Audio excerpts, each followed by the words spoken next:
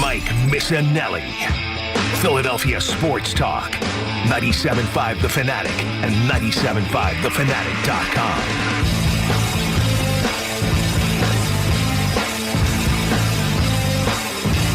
Good afternoon and good morning, everybody. It is the Mike Missanelli Show, and there we go. Hold on a second. All right, my headphones. I got a bad headphone here today. I need help. I need an engineer. You can't hear us? No, I can't. I can't hear through my headphones. So this is the Mike Missanelli Show. Hi, and there's Bill and here's Ray. How you guys doing? We're doing well, but you wouldn't know because you can't hear me. I can't hear you at all. I can't hear you through my headphones. It's going to be a good show. I get the wrong adapter here. So here comes an adapter. Hold on a second. We got Kincade and Salciunas coming in. We got this to help us out. There we go. I think that'll work. Andrew, overtime for this. You know, one more thing can you do for us? Can you switch the slideshow? That's not working either. That's not working. It's not working. We got bad engineers here. Well, we got this one here. All right, try this one. Let's see if it works. We're like the Philadelphia Eagles with their starts. All right, there we go. Oh, there we go. Good morning, everybody. Now we're in the second quarter. We're good. It is the Mike Missanelli Show, and today is a Tuesday show, Bill. And on Tuesday, we usually review what was Monday show. And Monday show was all about Nick Sirianni, right? Now, I've said for many, many, many days now that the two most important entities are obviously the head coach and the quarterback. So today, I would like to examine the quarterback. Now, here's the beauty of this whole thing. The last two games, it appears that Jalen Hurts has turned into a game manager, which has made the Eagles fairly successful. Now, I watched the game last night where Lamar Jackson was spectacular. He really was. And he made plays with his feet. He made plays with the short pass. He made plays with the running back. And he made plays deep. He was absolutely flat-out dynamic. And here's my worry now about Jalen Hurts. When he can't be as dynamic as that guy last night, and he has to be a game manager for this team to be most successful, and with that, meaning they have to run the ball more than they pass the ball, can they win to the extent that we expect them to win, which is to be a viable playoff contender? That is the question for today. We've had a transformation on the quarterback, at least the last two games. This quarterback was supposed to be a dynamic, big play type of quarterback who could hurt you in many different ways. Well, what we saw in the last two games, especially against the Giants, there is now a blueprint for the Eagles to play their best. Their defense is what they have to rely on, and a more conservative game plan where running the football is their primary function. Am I wrong? No, and I think that can be a recipe for success for this football team. And we'll talk about the running game in a second and Jalen Hurts being a game manager, but the most important thing for Jalen Hurts is to not turn the ball over. And Dave Zingaro, friend of the station, does a great job for NBC Sports Philadelphia. He wrote an article. I was reading it this morning. Through the first 4 games, Jalen Hurts had 7 turnovers. And he had 11 turnover-worthy plays, which was by far the most in the NFL. The last 2 games, 0 turnovers, 0 turnover-worthy plays. This is really an interesting statistic that we've gotten out to turnover-worthy plays. Yes. But I'll buy into it. I'll be okay. Here's the problem. That's not the way this whole thing was supposed to be set up, right? Not when you give them $250 million. Exactly. The Eagles were supposed to be this dynamic, explosive play, pass the football, maybe Jalen makes some great plays with his legs type of team to be a dynamic offense. With the defense playing this bend but don't break type of style. Now the defense almost has to be dominant so the Eagles can execute a conservative offensive game plan. Now, I guess that's okay. It certainly has evolved that way. I don't think that was the plan originally, and it now has evolved that, well, maybe we have to be this. And that's the only thing I'm looking at here. And maybe it's good. I don't know. Well, I just talked about, the turnover-worthy plays. It's also helping Jalen when I say he had 0 in the last 2 games, he only threw the ball 25 times against Cleveland, 14 times against the Giants. So you're right. They probably didn't set things up this way when you pay a quarterback $255 million. But when you have this many weapons on offense and you have an offensive line like you do and then a running back like Saquon Barkley, why not lean on the strength of the football team? Why try to put everything on the shoulders of your quarterback just because you pay him a lot of money?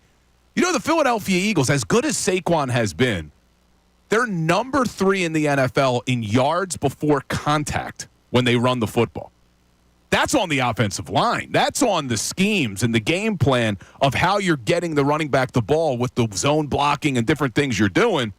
Number 3 in the NFL in yards before contact, and you're giving it to a guy with the skill set of Saquon?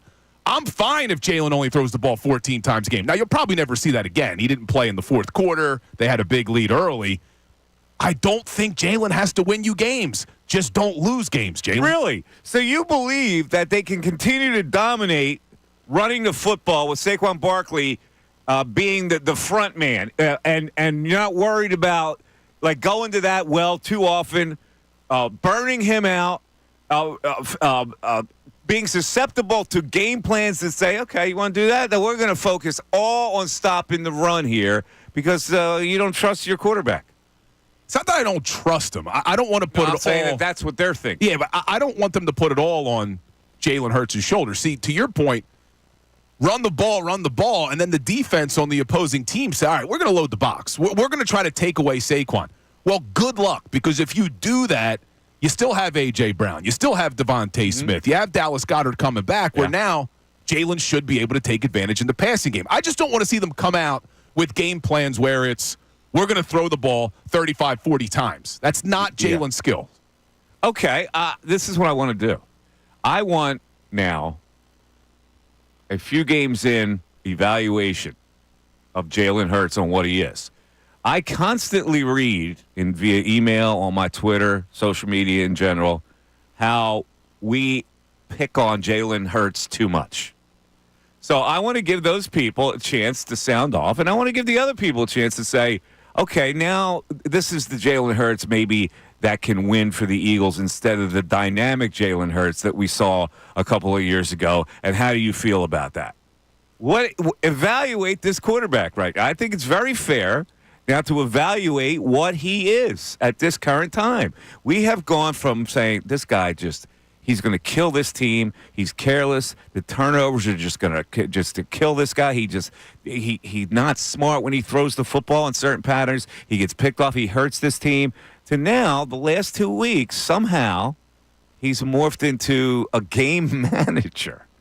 And this is hard for me to digest. I got to be honest with you. The Eagles have gone from this kind of team to now the team that has to dominate on defense and be conservative on offense to win games. See, I don't even look at it as a negative, though, towards Jalen Hurts. It might not be. This is what I need the people to decide. You're going to take advantage of his skills, and at the same time, and I know there's some people out there who think this is an excuse that you make for Jalen. It is his 10th play caller in the last 9 years. So if you're going to start to lean on your running game a little bit, it also doesn't it give Jalen Hurts some time to get comfortable with Kellen Moore, to start to develop a trust in the game plans, the play calls, the route concepts. I think that running the football just makes a lot of sense across the board. Help Jalen. Help Jalen learn this offense. And if you don't turn the ball over, Mike, when Jalen Hurts doesn't have a turnover, the team's 19-6 when he doesn't turn the ball over. When he has a turnover, they're 14-10. So just make it where he doesn't put the ball in harm's way. Rely on your weapons. Get the ball to Saquon. Mix in Kenny Gainwell. And when I talk about the running game, Jalen's a part of that, Mike. Yeah. I want Jalen to run the football. I do, too. It doesn't look like he's looks like he's turning away from that. All right, so here's the other thing we want to do today. I want to give you a chance to defend yourself. We left this show yesterday. You were besieged by Tyrone and Ricky about your obsession with Nick Sirianni. Yeah, they were yelling at me coming in the studio. I got an email where a guy, I'm going to have to read this email. I know it might not be pleasant for you to hear, but this guy is saying that you need a sports psychologist. to curb you of this love of Nick Sirianni. So I'm going to give you a chance to defend yourself. I'm going to give all the people out there a chance to defend you or criticize you. Or come at me. I'm all right. One way or the other about this Nick Sirianni. Because, frankly, I don't know how to process this with you. My instincts are you leap to the chance to defend the guy. I think maybe even subconsciously you do it. And Ray, am I right? Yes. And so I don't know what that's about. Now, we left yesterday. We had this discussion with those guys, and I said, there's got to be something. I said, I can do the investigation. You know, I'm now an investigator. I had my true crime podcast. I'm in that mode right now. So I'm in trouble now. I could maybe investigate and find out what this clandestine connection that you have with this coach where you are programmed even subconsciously to defend my man. What was that word right there? Clandestine. That's a Penn State word right there, Ray. That's a Penn State education. See, us, It means in the shadows. Ray went to Temple. I thought that was Widener Law. That's what I thought that was. Yeah. I think that was a little step up right there. Might have been a step down from Penn State. No. Whoa. No, it's a great law school. A lot of people, a lot of famous people have gone there.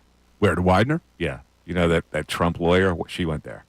See, I went to Temple Law School. Alina Hubba. Far superior. Great law school. Temple Law.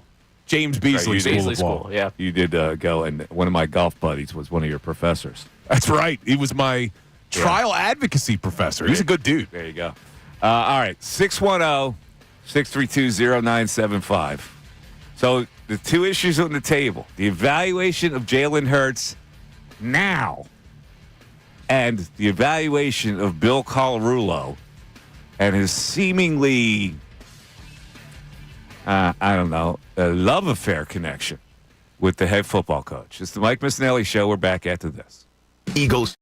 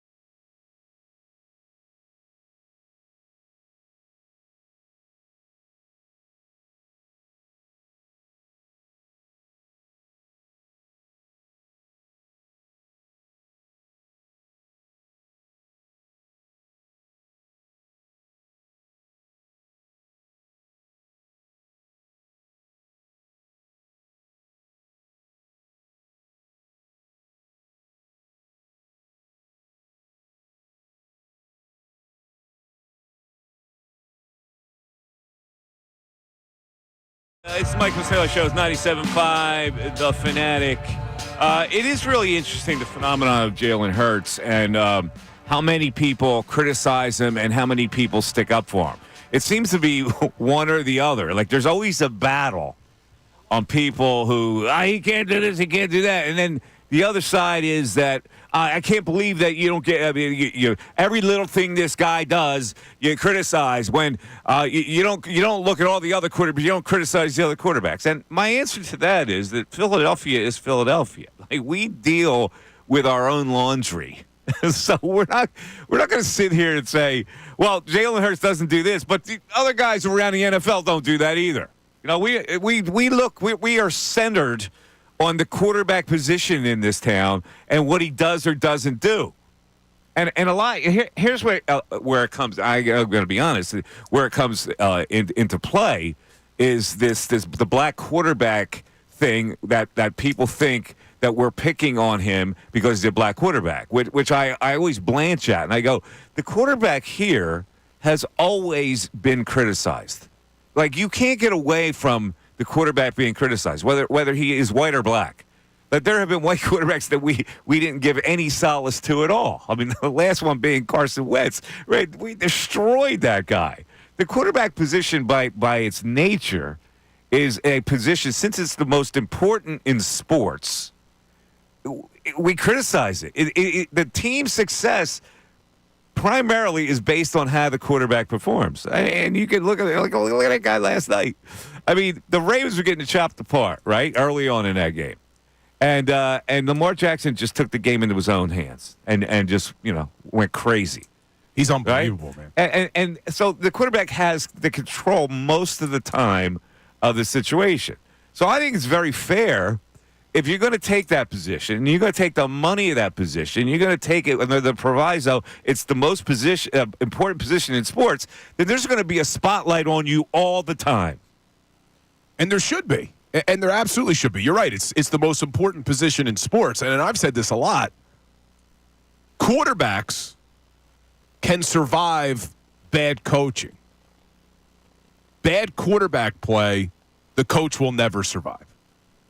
The head coaches lose their jobs all the time when you get bad quarterback play. I mean, that's how important they are. Even guys like Bill Belichick couldn't survive the Mac Jones of the world. Andy Reid, the reason he didn't survive here was because after McNabb, they didn't have anybody else. Vic had one good season, but then they couldn't replace the franchise quarterback. When that happens, even Sean Payton, after Drew Brees left New Orleans, they couldn't replace the starting quarterback. People lose jobs when the starting quarterback doesn't play well because it is the most important.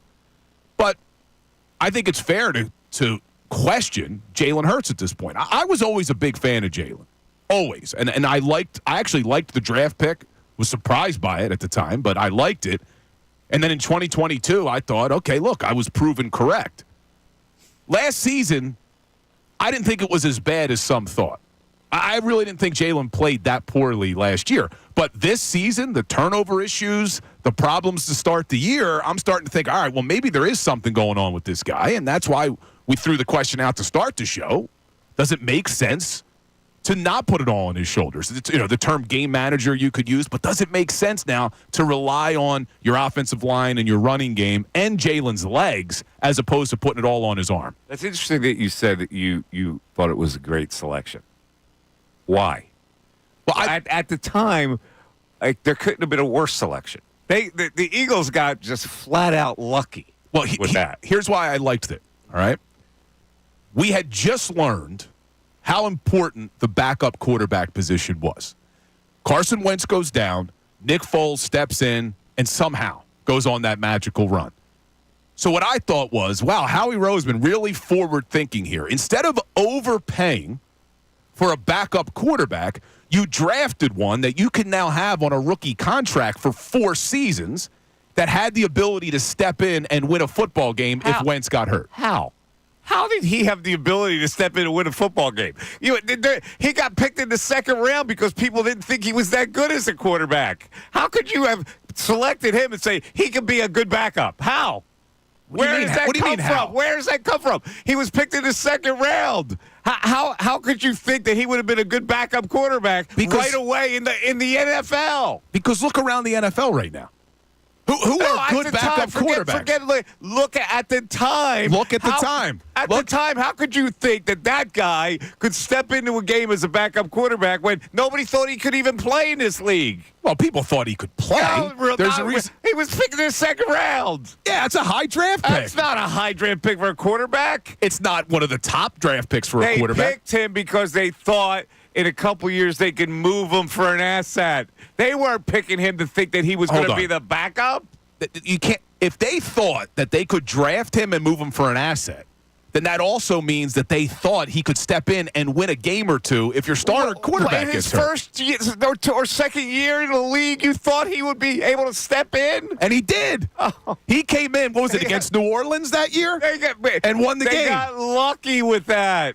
They didn't think that. Come on. When they drafted him, my exact thoughts were, great move in getting a backup quarterback that you don't have to overpay. Oh, my God. Mike, look around the NFL. There's a lack of quarterbacks. I couldn't have been any more further from where you were with that pick. I didn't think it made any sense at all. In the first pick in the second round, when you could have got a guy that could actually help you play at another position, or you could have traded that pick to get CeeDee Lamb, you thought that was a good pick? Yes, because of the importance of the backup quarterback, especially when you knew Carson Wentz was injury prone. That was the propaganda that they spewed. That was the justification that they spewed. Then why else do it? If you're saying they thought they could flip him for an asset. They were a quarterback factory, and that they were going to develop a guy and maybe use him as an asset down the road to trade. That's why they selected him. For them to use him as an asset. They just signed Carson Wentz to a big deal. Yes, but for them to use him as an asset would have meant that he had to have gotten some playing time, right? No, not necessarily. They could have kept him as a backup without even him having a snap, and some quarterback desperate team would have reached out for him. Carson Wentz had proven at that point that you couldn't trust him to play 16 games. I get it, but you couldn't trust Jalen Hurts to come into the NFL in his first year to be a backup quarterback. You didn't even know what he was. So I disagree. Oh, man. I disagree. All right, let's get an arbitrator in here. Ray? I don't know. You could be on his side or my side. Doesn't really matter. What was your spin when they drafted Jalen Hurts? When they drafted Jalen Hurts, I was like, with all the holes on this team, you're going to go do that? I understood the idea they were going for the backup quarterback thing, and I think backup quarterback in the third, fourth round, maybe then. If that was. You just said you can't rely on a second-round pick to be a backup quarterback, and now you want him to find him in the fourth? You're going to develop a guy. What I'm saying is you waste that second-round pick. You could have done the same development program as somebody else, if that's what your key was. He wasn't ready to be a backup quarterback in this league right away. It wasn't. You're drafting him for the next 4, Mike. You got him on a 4-year rookie deal. So instead of having to go out and overpay a guy like a Joe Flacco or some of these other backup quarterbacks that they've had over the years, Chase Daniel. Oh, man, I can't disagree with you more when it comes to that whole premise. But we're kind of off the premise because it worked out, I guess. So has it worked out now? Tell me whether it's worked out now. What is he right now for you as the quarterback of this team? He's a guy that can win a lot of football games. Whether he does it with his arm or his legs, he can win games. 610-632-0975. On the other side, an emailer takes Bill apart, and I want to give Bill a chance to defend himself. The Mike Missanelli Show is on 97.5 The Fanatic.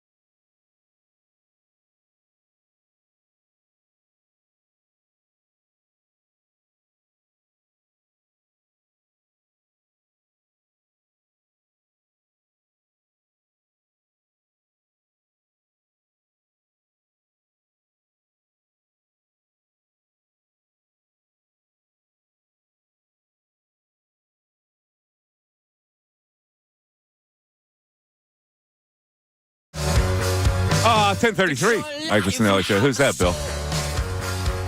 I'm not sure. I know the song, but I don't know who sings it. 21 Pilots. Oh, that's 21 Pilots. I should know that. Uh-huh. I should know that. Tear in my heart. She's a tear in my heart.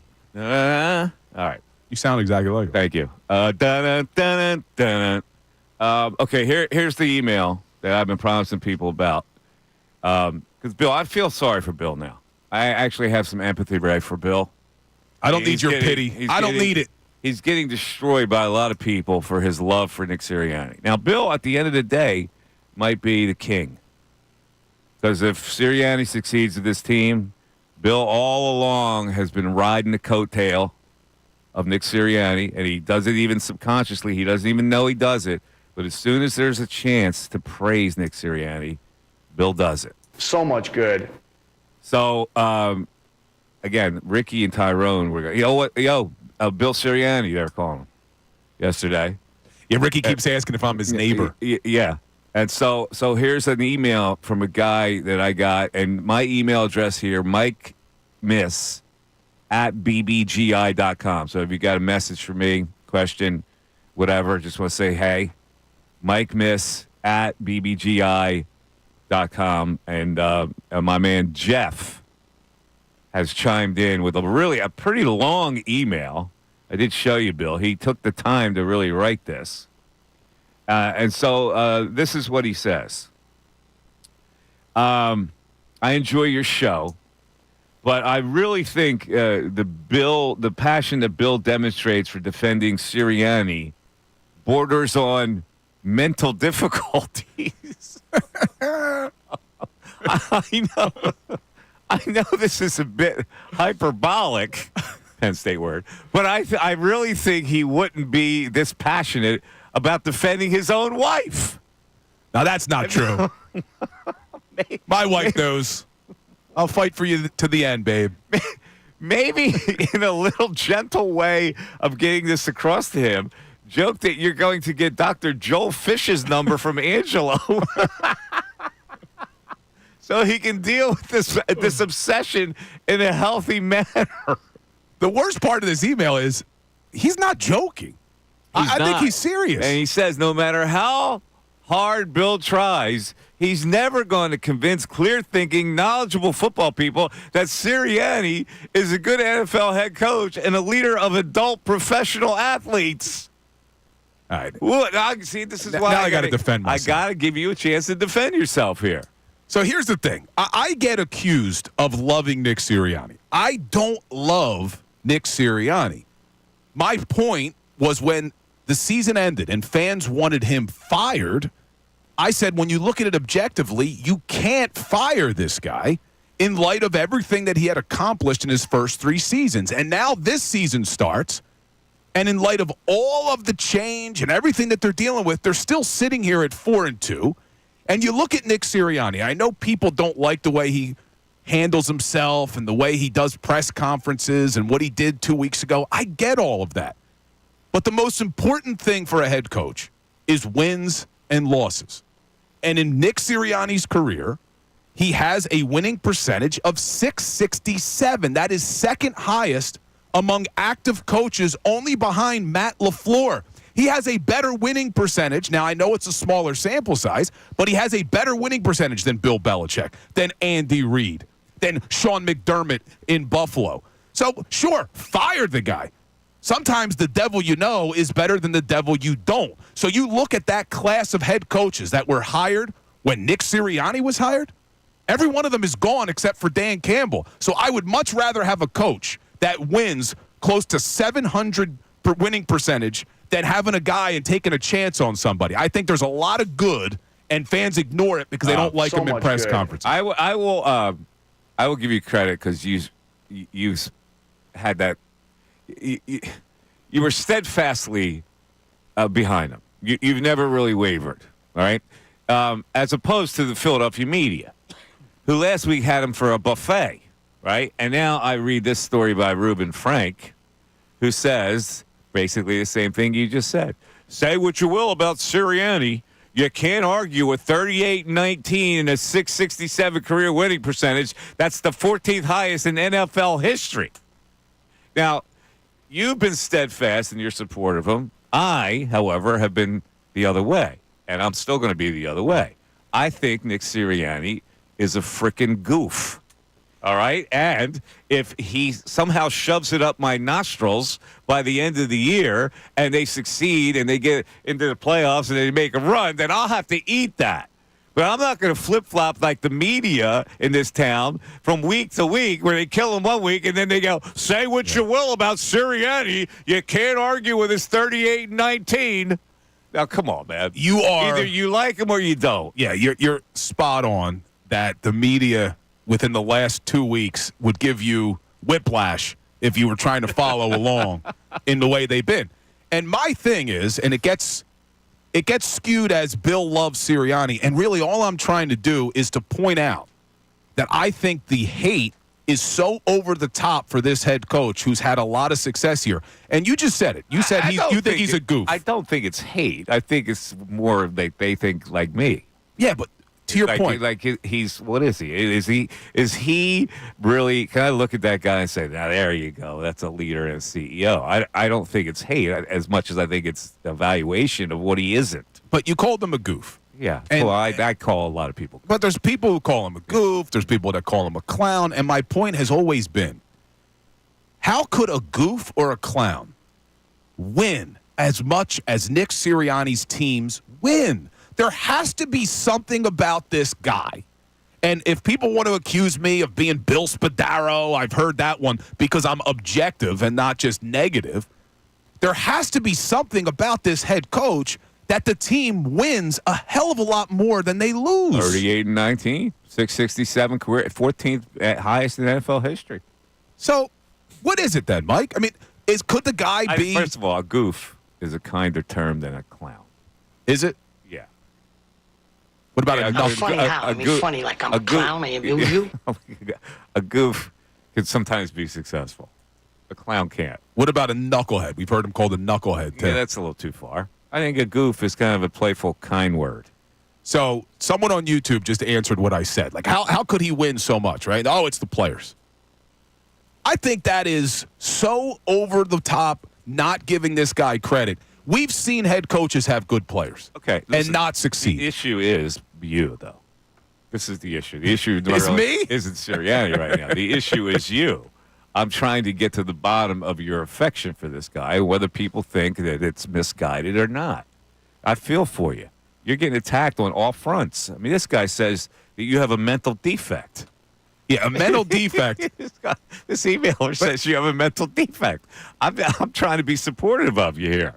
Well, I appreciate the support, Mike, but I don't need it. All right, I could stand on my island alone. See, the thing is I don't understand why people think that I have a mental defect that I was in favor I of. think that, here's why. Bringing back a coach that's won this much. I think Ray will verify this. It seems like every time you get a chance, I don't even think you realize you're doing it. I think every time you get a chance, something bubbles up to where you right? But Ray, maybe I'm wrong, right? No. Do you feel the same way? No, Ray definitely agrees with you. No, so this is really what it comes down to, and this is what I've observed from sitting in this chair. We could be talking about how the sun rose today and how it's a nice day in Philadelphia. And you would say, you know what? The last time it rained, somebody was upset with Sirianni. It's a sunny day today. Nick Sirianni deserves some credit for showing up today for a sunny day. You know why I think I maybe go over the top in defending him? Is because I hear it constantly. I hear it on this station. I hear it from fans that every little thing that goes wrong or that people don't like with the Eagles, it's immediately Sirianni's fault and nobody else's. Oh, well, the offense, the first quarter, that's at Sirianni. Oh, the offense, they're not running the ball as much because that's Sirianni. Oh, the offense, did you see? They don't throw the ball over the middle. They don't do pre-snap motion. They don't snap the ball in their center. That's Sirianni. Like, how is every single thing that happens with this team but Sirianni's fault? Look at the other side of this. Because someone will say this weekend, I drank a Miller Lite. You say, well, 2 years ago, Nick Sirianni was out at the bar handing out Miller Lights. You remember that? That was great. He's done so much good around I think he was giving out shots, actually, at the bar. It was up the street from my house. There's a good picture of Miller Lights. Don't worry. I remember. But look, I just need to make something clear. I don't love Nick Sirianni. And if you've listened to this show, I have been critical of him at times. Against the New Orleans Saints, I came on here Monday after the game, and I ripped Sirianni because I thought his in-game decisions in that game were terrible. I thought that the Eagles won that game in spite of him. But when you take a step back and you look at the last 4 seasons objectively, you can't call the guy a goof. You can't. See, this is the extent of my investigation now probably has to go to Ancestry.com. What, you think I have relations? I wouldn't rule that out at this point because this guys were asking you. I said, "Have you ever been out with him? Have you had dinner with him? Have you ever had a drink with him?" And you go, "No." There's got to be something. I feel like be something. There's got to be some kind of a DNA thing now. I'm all into the DNA, so I got to go Ancestry.com maybe and trace the lineage of your two families. I don't know, man. It's like, and people will say to me, I don't have the same protection for Rob Thompson. Well, I've ripped Rob Thompson because I felt like he allowed complacency to set in with that football team, and all Rob Thompson does is win. All he does is win. I will say, and that's why I say he deserves to come back. I would say to give Bill credit, he is consistent on keeping Rob Thompson. Yeah, I said that I didn't agree. You don't like Rob Thompson. Well, I didn't agree with the way he handled the team down the stretch. All he does is win. And that's why I said he deserved to come back. I don't think Rob Thompson should have been fired, just like I don't think Sirianni should have been fired. I felt like both of them deserved another shot. Rob Thompson, if they fall short next year, he should be gone. If Sirianni falls short this season, if they don't win a playoff game or they don't win the division, then Sirianni should be, and he probably will be, gone. But there's been enough good that he deserved this season. That's been my point all along. So much good. See, I think it's low-hanging fruit, Mike. And this isn't to you because I think when you make opinions, they're real. They're actually how you feel. Yeah, but which means I don't like anybody. But I come from that premise where I don't like anybody. So if I like somebody, they're really impressing me. But I think it's low-hanging fruit that when things go wrong or, when you see that Jalen Hurts isn't playing well, that it always goes back to Sirianni's fault. I think it's so easy for fans, for media to just blame Sirianni. And then things go well, and you got guys like, I don't want to call him out personally, but the article you just read, now they flip it. Oh, look how great Sirianni is. Gets his players to play for him. We had Jeff McClain on this morning with the morning show saying, look, you can't deny it. These guys like Sirianni. They play for him. They respect him. Stop. I think covering Sirianni. I hate when people fall into a trap like that. They like him and they play for him. Yeah, stop it. Stop it. They like him and they play for him. They play because they're professional people. They're always under evaluation. They have to play well because people notice. They don't go to bed saying, I can't wait to wake up and play for Nick. But It's this a isn't bunch just of horse crap. This isn't just me saying it. These are the beat guys. I mean, the beat guys don't know their ass from a hole in the ground half the time. McClain saying it. With all due respect. Ruben Frank saying it. We had our own. Can't say with all due respect. They really play. How do you measure that they really play for a guy? When Mike says with all due respect, he is about to disrespect the hell out of somebody. That is the most overplayed premise. They play for a guy when he's a professional coach. What are we talking about here? Are we going back to college? Right. Woolly bully? Do you feel that there are instances where players don't play for a head coach, where they've checked out? I don't know. I think they check out because the team stinks, because they get off to bad starts. That's why they check out, because it's not fun anymore once you become a loser. It's not because of the coach. See, you do the same thing with baseball. Like, what's the point in even having coaches? You're like, oh, what do you want Rob Thompson to do? No. There's nothing he can do. Everything, you need to put everything in perspective when it comes to a coach. In baseball, a manager can only do so much. He can't motivate a guy to get a hit. It's a completely different premise. In football, when you're at a professional level and you get paid, nobody's going to be able to motivate you. You have to motivate yourself because you're playing for a check. And the only thing that a coach can do is provide you a game plan that makes you successful enough to win a damn game. And have the Philadelphia Eagles won a hell of a lot more than they've lost under Sirianni? So if it's the coach that's providing the game plans to win a game, and he has close to a 700 winning percentage. He didn't provide a game plan for 6 of the 7 when they collapsed and was a disaster, and he panicked. That's when I look at a coach. I go, the guy panicked. He's supposed to be the CEO. He panicked. He couldn't stop bleeding. That's enough for me. That's all I need to see. What do you mean he panicked? Because they moved on from the DC? Yes. He panicked. He didn't know what to do with the team to stop the bleeding. Well, let's try this. And if they they would have kept Sean Desai? What would have happened? I have no idea. Was his team what winning the happened. Super Bowl with that defense? I know what happened when he did what he did. I don't know what would have happened had he stayed the course. That defense stunk. It didn't matter who the coach It was a panic move that nobody does. Let me ask you a question. You think Andy Reid's a good coach? See, this is where he... Do you think Andy Reid's a good coach? Again, no, let me just deal with this. See, this is where subconsciously you show yourself. You show yourself subconsciously.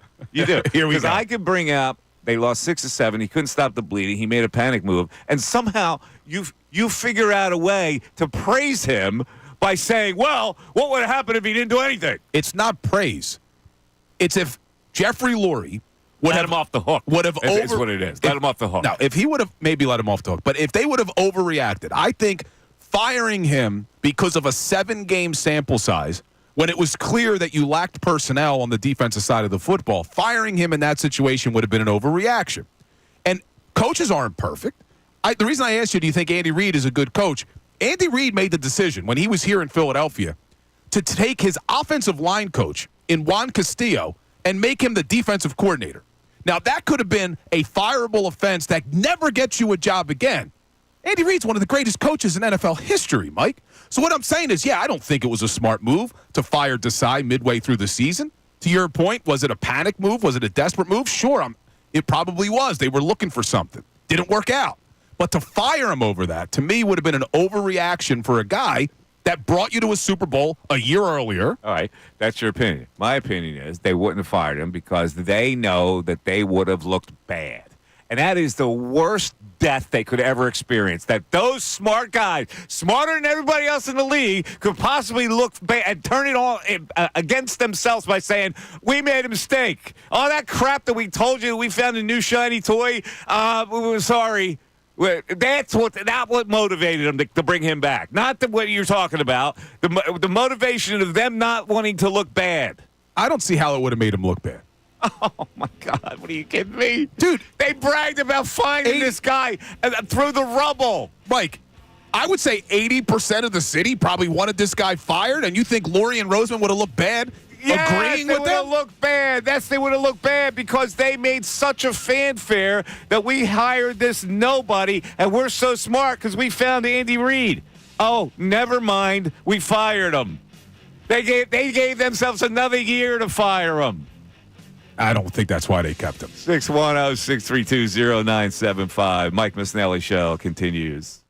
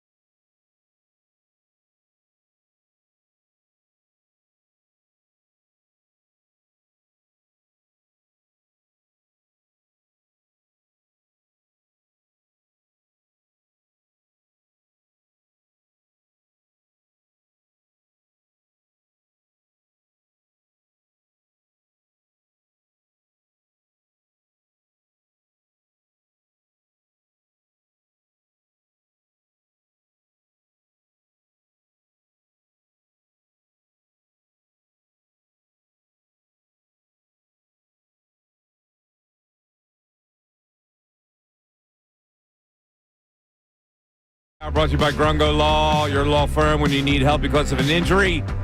Pray for peace.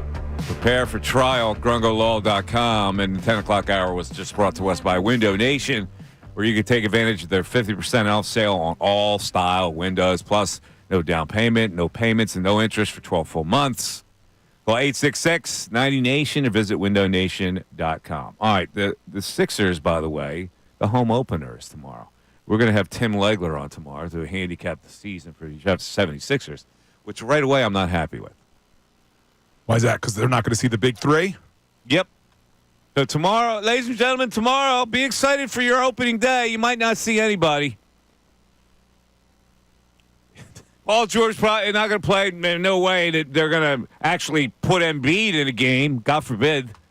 You know, this is the beauty of this whole thing, right? I don't like it, okay? I don't like this load man. I know people are bought into it now. Well, you got to keep him healthy for the playoffs. There's no guarantee that he's going to be healthy for the playoffs anyway. So what are we talking about here? He was supposed to be in better shape when he showed up this season. Oh, look at the weight loss. And yet, he can't play in a game yet.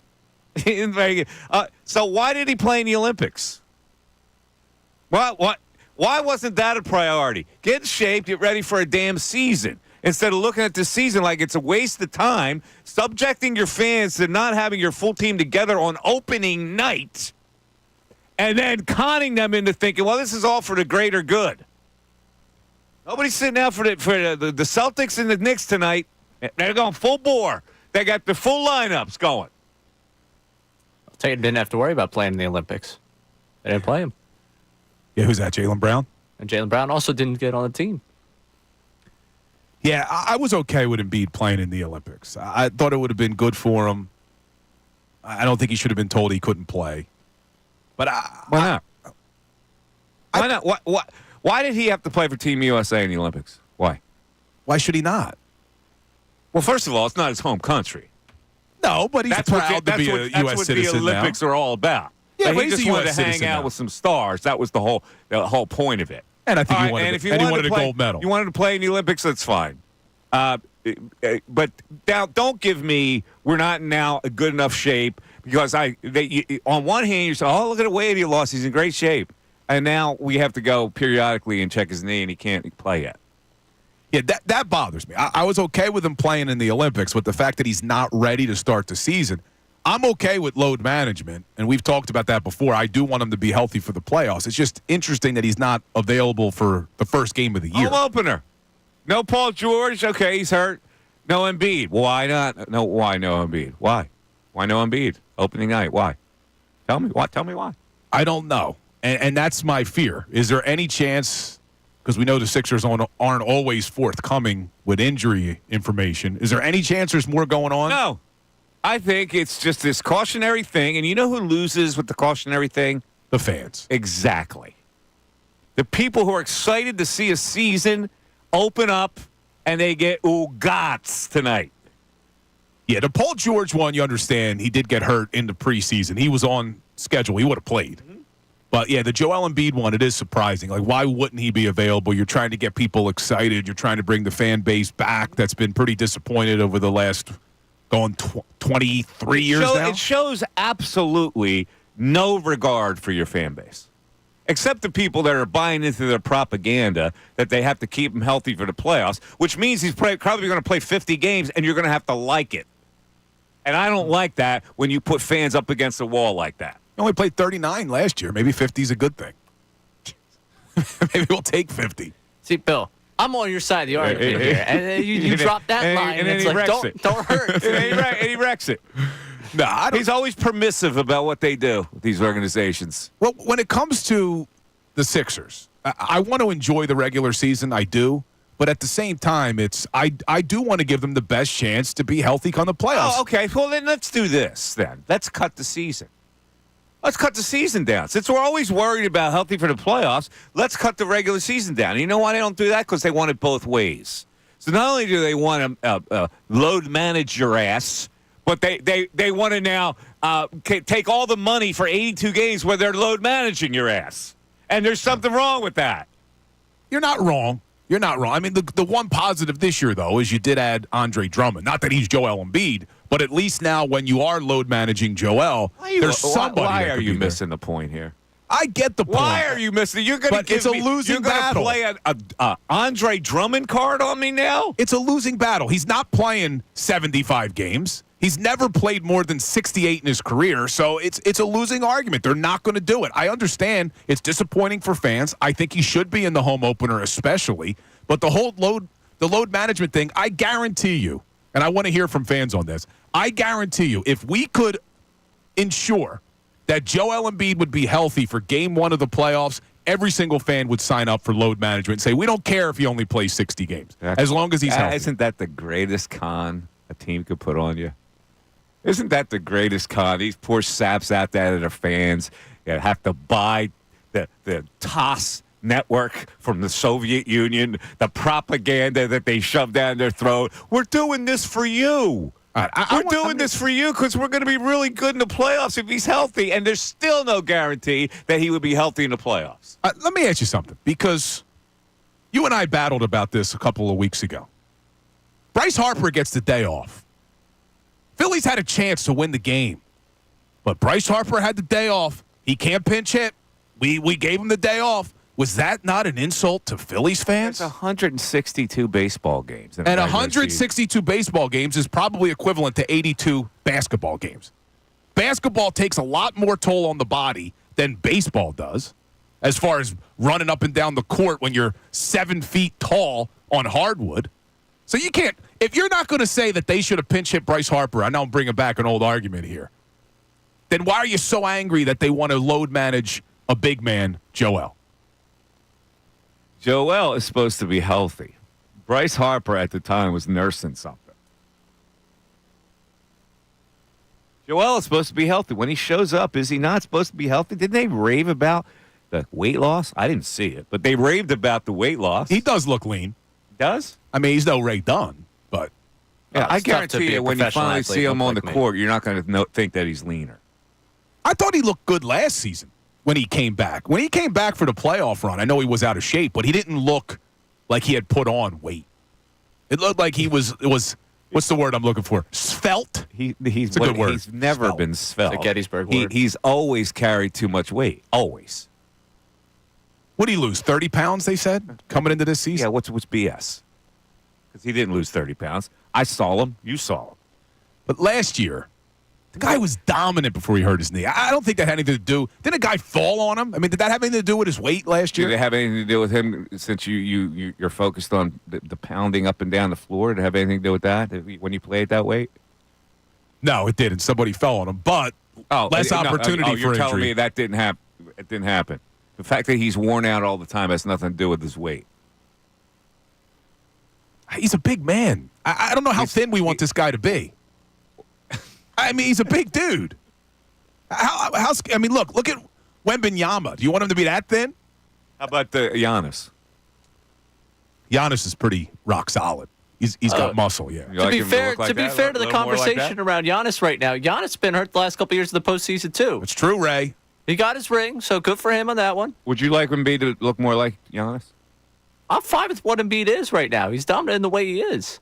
He is pretty dominant. He wouldn't be dominant the other way with a fear of less injury if he dropped 30. He said he dropped weight. I wasn't there with you guys, so I didn't see him. You know, we hear this every year that he dropped weight, and at the end of the day, he's dropped nothing. Let's go back to the phones. Leonard in Philly. You're on 97.5 The Fanatic. Leonard. Yeah, didn't you hear that Ben Simmons also has a shot now? Yeah. It's the same. Oh, the propaganda flows. All the propaganda. I actually changed my point. I was going to talk about the Eagles, but now I got to talk about the Sixers. So, to be honest, you don't ever compare Bryce Harper to Embiid. I mean, they're in two different stratospheres in terms of willing to give your body your all. Every time the playoffs come around and Embiid is hurt, and for him to play in the Olympics and to not play in the game opener, of which I thought I was going to go to, now I'm trying to figure out, should I sell the tickets? Because you guys just let me know that probably one of three of the big three is probably going to play. It's ridiculous, and it's definitely a shot at fans because they're telling you we don't care. They're letting us know. We're in control here. Here's what your role is: buy tickets and shut up. Buy the tickets and shut up. that's what I did. And this is my thing. I think Embiid played in the playoffs because he realizes that his career's coming to an end, and he probably thinks that may have been his only shot. But with then play for Cameroon. Well, I agree. Cameroon or France. I agree. Really? I mean, what do you think it would mean more to the country, Cameroon? Well, he didn't think that he didn't think he could get a medal. That's what I'm saying. Okay. Then he has no, he has no loyalty to his own country. Because it wouldn't have been about getting a medal for him. It would have been about helping the country. I agree with that. And just my one more point, the Eagles point. Mike, you said the same thing I've been saying. Why do we forget about the 10-1 record and the inability for Sirianni to do anything, and him admitting that he had no plan? That is a fireable offense, Bill. I'm sorry. You kind of glazed right over that. That's a fireable offense in my book. You talking about what happened at the end of last season? Uh-huh. It was ugly. It was ugly. There's no excuse for it. But the fireable offense, to me, would have been taking such a small sample size of 3 seasons and saying he's gone because of that. We're going to ignore that last year was one of the best seasons in franchise history under Nick Sirianni. Dude, go all the way to the Super Bowl. We're going to ignore that. You're missing this point.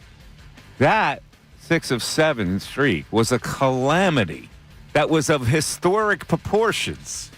You never look at it that way. The reason I don't look at it, it was a historic collapse. The reason I don't look at it that way is because I know you're going to say, yeah, but they were still 10-1. The 10-1 team was not as good as they looked on record. Man, they were not a good football team. Going around in circles with this. They weren't. They won 10 when they were 10-1. They were overperforming. 10-1. It's the Mike Missanelli Show. We're back after this. Sean Kincade. You got distracted because you were being critical.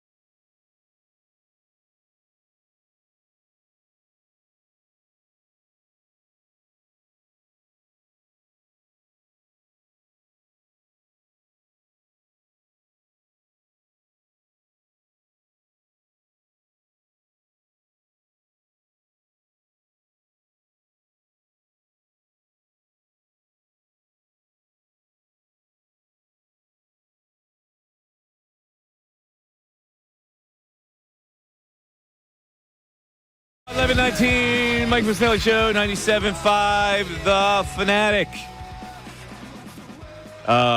Anything going on in the world that we should know about? We'll find out at the news at noon, I guess. So we got the news at noon coming up at noon. We got the coordinators at 11:30. Yeah, there's I think Ray is going to get into this Joe Mazzulla thing. He's a weirdo, man.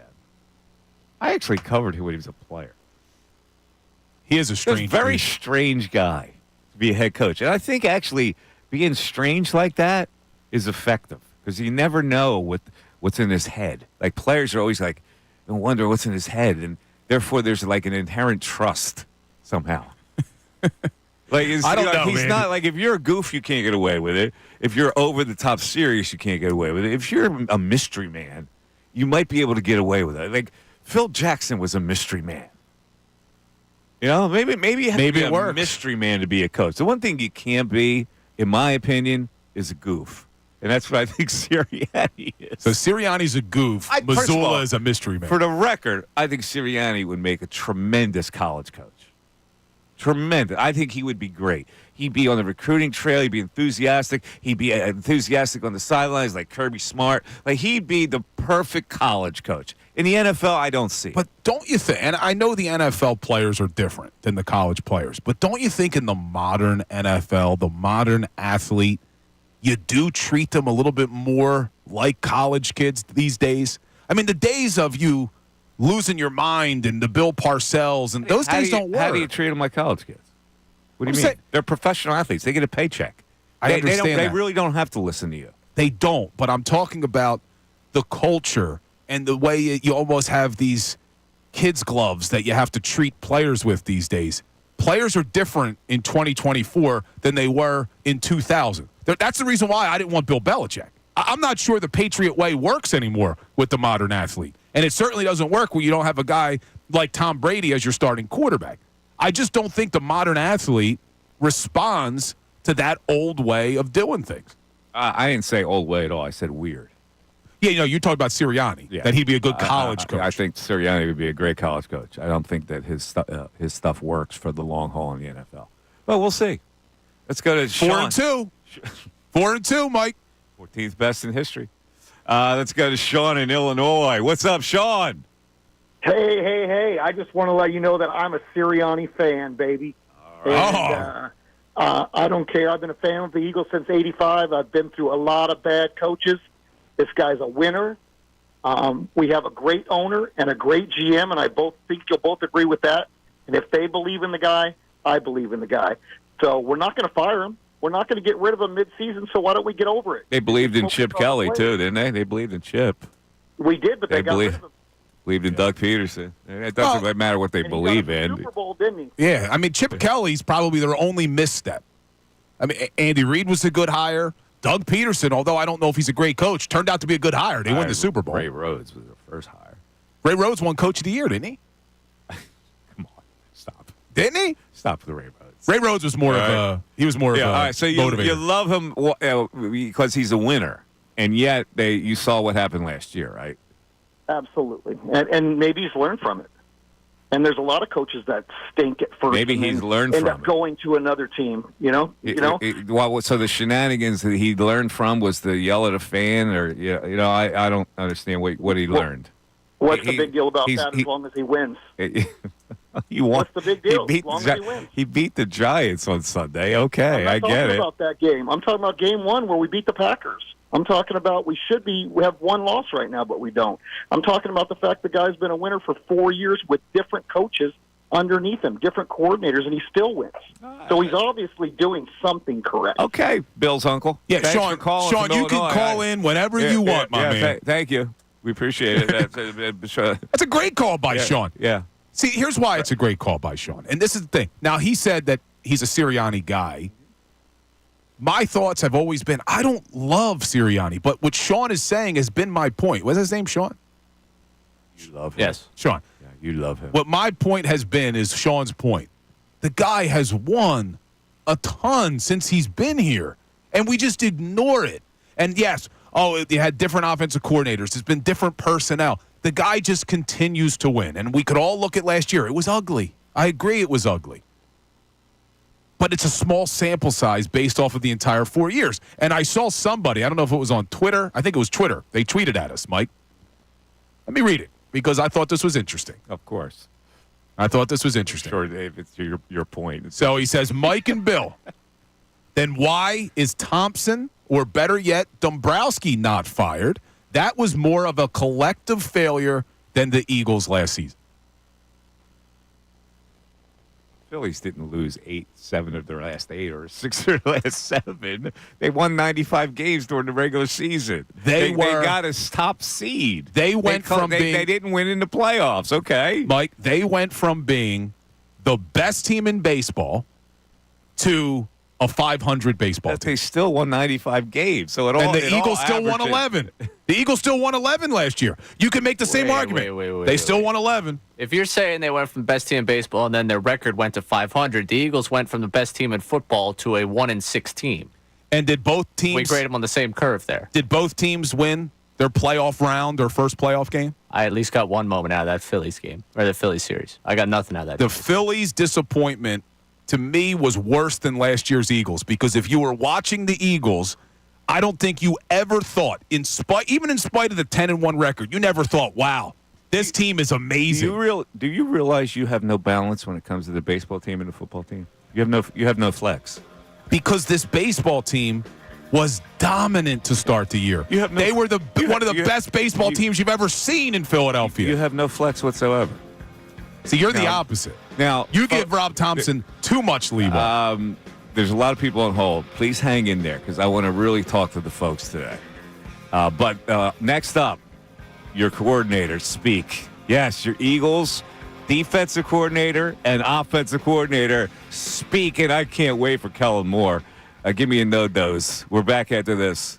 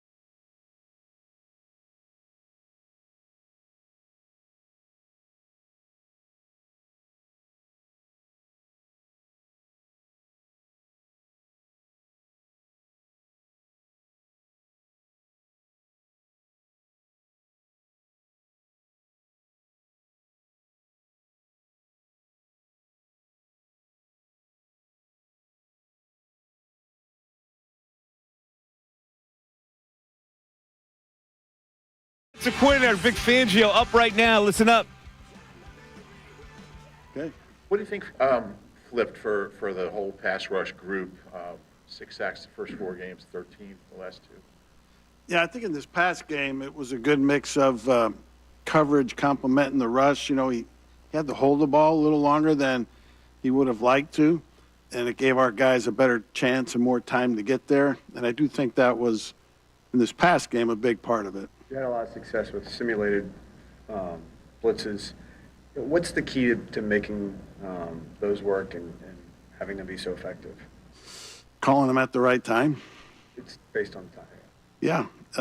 You know, they are only 4-man rushes and normal type coverages behind them. So, you know, there's never no guarantee of anything. But if you can hit them right, they do have good effect. What makes Nakobe so good as a blitzer? He had a good day Sunday blitzing. You know, was really happy with the way he did do it. He got cut the one time, popped right back up. That's great effort. Had good timing on the other one where he got the sack early in the game. So it was a combination of everything. How much do you feel like what has happened in the last 2 weeks is about the defense getting to understand what you want them to do, and how much is that advanced in your mind? Well, I think it's natural and logical that the more you do play in a system, the better you do get at it. But, you know, at the same point, I don't think that had anything to do with, you know, our poor play against Tampa and our not being able to play the run better against Atlanta. So, yes, it is part of it, but I don't think it's the whole thing. Well, you mentioned the coverage part of it. How much how much is he adding from the nickel spot to that? Yeah, he's played good. You know, we played a lot of zone the other day. You know, so it wasn't like he was on a guy and smothering him out or anything. It was a really big zone game the other day. Well, has come close on 3 different interception possibilities. He seems like a guy that looks to make the big play. I'm just curious what your experience is with rookies and, you know, them just kind of trying to survive versus actually trying to make big plays like he seems to. Yeah. I do know he wants to get off the schneid and get an NFL interception. To get to the meat of your question, yeah, it's both. But, you know, he's played a lot. When I say he's played a lot, he's basically been our first-team right corner since early on in camp. So I think he's past the point of hanging on. And now he's being an NFL starting corner. Getting back to the pass rush. Say that. Getting back to the pass rush, what in particular are you seeing from guys like, you know, Bryce Huff, who had a pretty slow start, and Nolan Smith? What's kind of been the difference for those 2 guys? Yeah, I think Nolan in particular has continued to improve as the season's gone on. You know, he's not a big guy as edge players go per se, but he did win on a rush the other day where it was more of a power type rush, which he has to incorporate more into his game, and that was good to see. And in Bryce's case, you know, we had some more passing situations in this past game that allowed him to play some more. Was there significance to no one getting the start? Is there any meaning or significance behind that? No, because we were in base the first play, you know, and he's going to be out there if we're in base. Given what you've said about the importance of practice in the past, how important and valuable was it to see guys like Jalen and Sidney get real reps on defense at the end of the game? Yeah, really important. It's good for those guys to get a handful of plays. You know, in Sidney's case, he hadn't played in over, you know, since whenever he got hurt last year. And Jalix hadn't had defensive snaps since whenever he last played in the preseason. So it is very important for those guys to get out there, get a feel for what it's really like. You know, the speed of the game from practice to a real game. So it is good to get that done. Is there room for Jalix to be part of that rotation? Possibly, yeah. What stands out to you about the Cincinnati offense? Well, I mean, you start with Joe Burrow,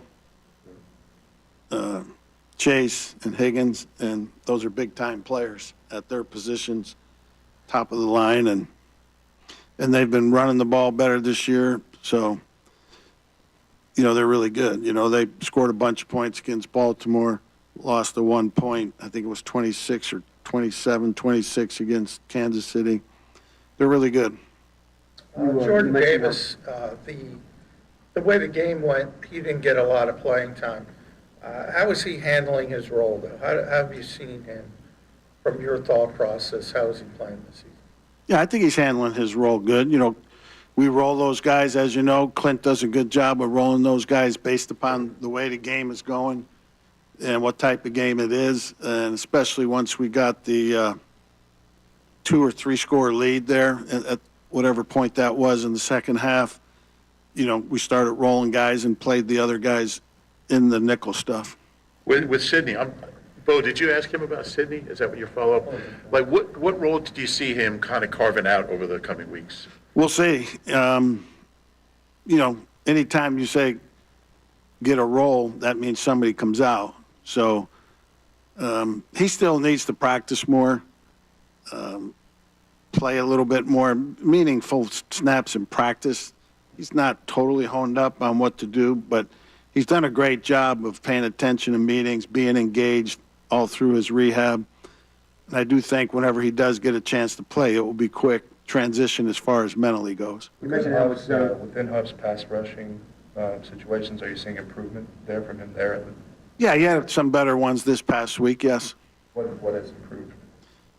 Just getting off better, not getting stuck early and getting something going early. Do you worry at all about Cooper returning punts if he ends up, he has ended up being a big part of the defense? You worry about him being on the field for that when you need him defensively as much as you do? Yes. How do you address that? I don't. In Navarro Bowman, going back to my San Francisco days, who was an all-pro there for 3 straight years, he covered every punt for us for 3 straight years, and I didn't like that either. So you just got to deal with it. You mentioned how much zone you... Essentially being married to each other there. What goes into that? How does that work the way you want it to? Well, just executing the coverages, getting a good mix of coverages too, not being in the same coverage all the time. Try and make things look the same early and make the quarterback decipher it. You mentioned how much zone you played. At those second-level defenders, how important is it, pass off? And Cooper, it seemed like he had a couple in the first game. But what are the keys for a young guy to kind of get used to that? Yeah, knowing where the rest of the guys are and how the routes that are developing affect the other guys next to him. And I thought he did he missed one early in the game where he didn't come off quickly enough. Luckily, they didn't throw it to where he kind of was late on his responsibility.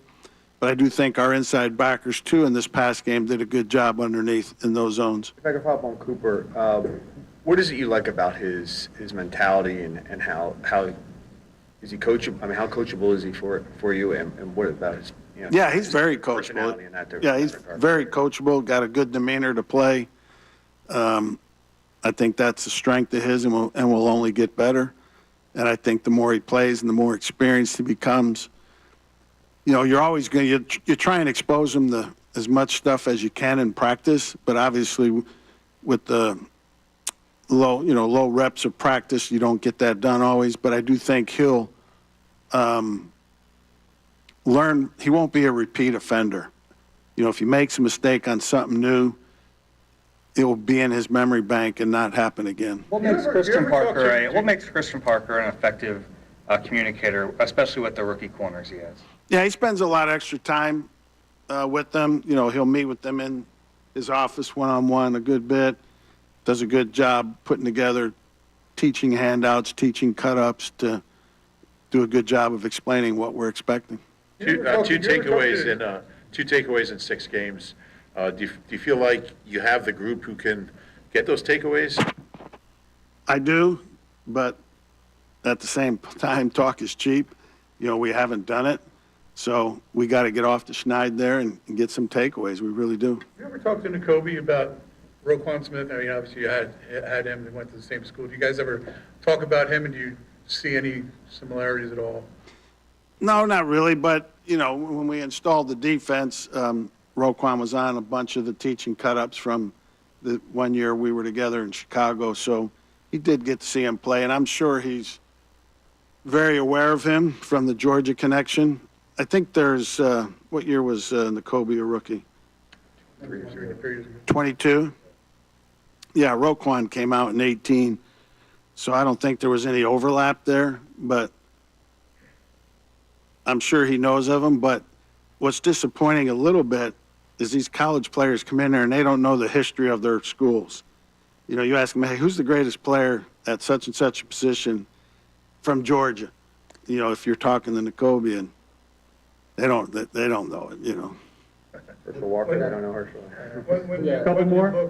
When you look at the fact that Slay's had to leave the last couple games, for any number of plays and everything. Obviously leaving Quinion as the top guy there. How do you think he's kind of handled that, and how do you think that kind of prepares him for the future? Quinion? Yeah. Yeah, to me, it's no concern to him, and he doesn't matter who's playing the other corner. He's playing his corner, and who's ever at the other one doesn't matter. But Quinion obviously has gotten a lot of snaps for us, both in camp and in the games. And he's our starting corner, and he's getting better and better. This was a big zone game for you. When you go in, you're game planning for the Giants. Why do you decide this is going to be a big zone game? Not so much that I had that decided going in, kind of the way it played out, and the flow of the game was telling me that, and we had some success with it and stayed with it. That 2021 Broncos game against Burrow, what do you recall from that game? We lost. I believe it was 15-10. It was a close game, but obviously we didn't get it done. And I believe that was the year they went to the Super Bowl. They were really good then. So they're really good still. And it'll be a challenge. They're really good on offense with their skill guys. Greatest player at East Stroudsburg. Ray Yakovanic or Mike Lush. Minnesota. Like Lush, right? Stars, Philadelphia Stars. There you go. All right. Thanks, folks. All right. Thanks for the history. All right, that was Vic Fangio. Always honest. He was he's reluctant to praise. He's not reluctant to praise Quinion Mitchell. He's a little reluctant to go overboard to praise people. I think that's an old school coordinator because he doesn't want them to get comfortable. Like he had some grudging praise for Cooper DeJean, but then he says, we played zone, so yeah. And he had praise for Nolan, and he kind of gave a little bit of pat to Huff. Yeah, I get the sense from Fangio he's not a huge fan of Bryce Huff's, and one of the things that I picked up on that he said was in this game, there was more passing situations for Bryce to play more, which means everything we were worried about when they signed Bryce Huff is can this guy grow into being more of an every down edge? Well, doesn't look like that's happened. Doesn't look like Vic has faith in him. If he's saying the only reason that he got on the field as much as he did was because they were in more passing situations. Yeah, a lot of money for just a pass guy. It's probably why guys blanch at him, like the newer school players, because he doesn't really kiss them. So this goes along with what we were talking about before. Was Sirianni kissing him? Where you said Sirianni would be a good college coach, and I said, but a lot of that plays to the modern athlete in the NFL. And this is why I think Fangio rubbed some Miami Dolphins the wrong way last year. When you start getting a check, it doesn't play. You get a check, it's the check. Your check is your master. In college, they have the hammer. They have the hammer in their hands about your NFL future.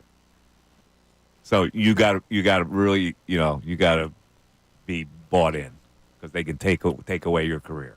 Not in the NFL. NIL's changing things a little bit. I mean, college kids get paid but now. Still, playing time is playing time, and they have the hammer in college. It's just not, the old school Vic Fangio may not work as well. I agree. It's different than college, but it's not as far removed as it used to be. But we heard Vic get asked about the two takeaways in only 2 takeaways in 6 games, man. Mm-hmm. Have to get that up. I liked his answer. Talk is cheap. Yeah, talk is cheap. Need to get off the schneid. Yeah. He's much more enjoyable to listen to, even though he's not that entertaining. He's not funny than the next guy coming up. Why, you think Kellen Moore's funny? I don't think Kellen Moore's funny. That's what I mean. I said this guy is like total boring. Fangio's not boring, although he's not funny. The best part of Kellen Moore is counting how many times he says obviously. Yeah, I get you. By the way, breaking news. Oh, Michael Clay's up now? All right, so we'll probably have to take a break and then join Kellen Moore. Breaking news, Embiid and George are out for tomorrow's opener. As expected.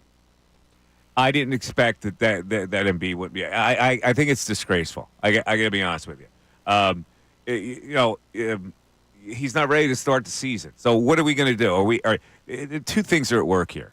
Either he's not healthy enough to start the season, which means we have to go through this all year now with Embiid again because he was supposed to be healthy to at least start the first game, but he's not. Or they're just being cautious or whatever.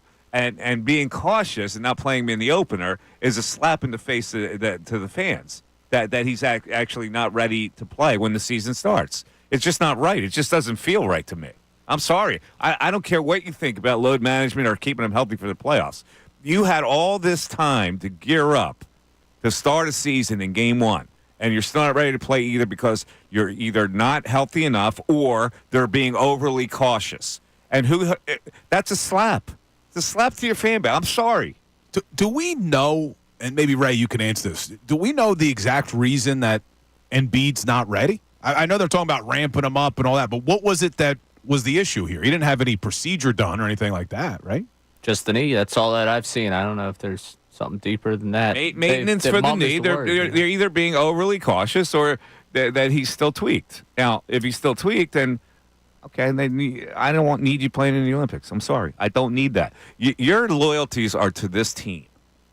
And if you want to play for the Olympics, if you want to play for either Cameroon or France, because that's your nationality, I've got no problem with that because that's your heart.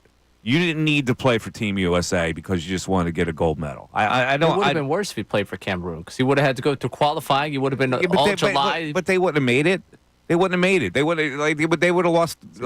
To me, that's more of a noble gesture than having play for Team USA. Look, I was completely on board with him playing for Team USA. I had no problem with it. I wanted him to play in the Olympics. I thought it would be good for him. However, I agree with you, Mike, that if he's not healthy enough to start the season because of the knee, then he shouldn't have played in the Olympics. If we're still going to go back to last year's knee injury as the reason why he's not ready for the first game, the home opener, then yeah, maybe you shouldn't have played in the Olympics. And if you're healthy and they're just being cautious, then you're doing this to your fan base. The hand under the chin. That's what you're doing. And I don't like it. Sorry. 610-632-0975.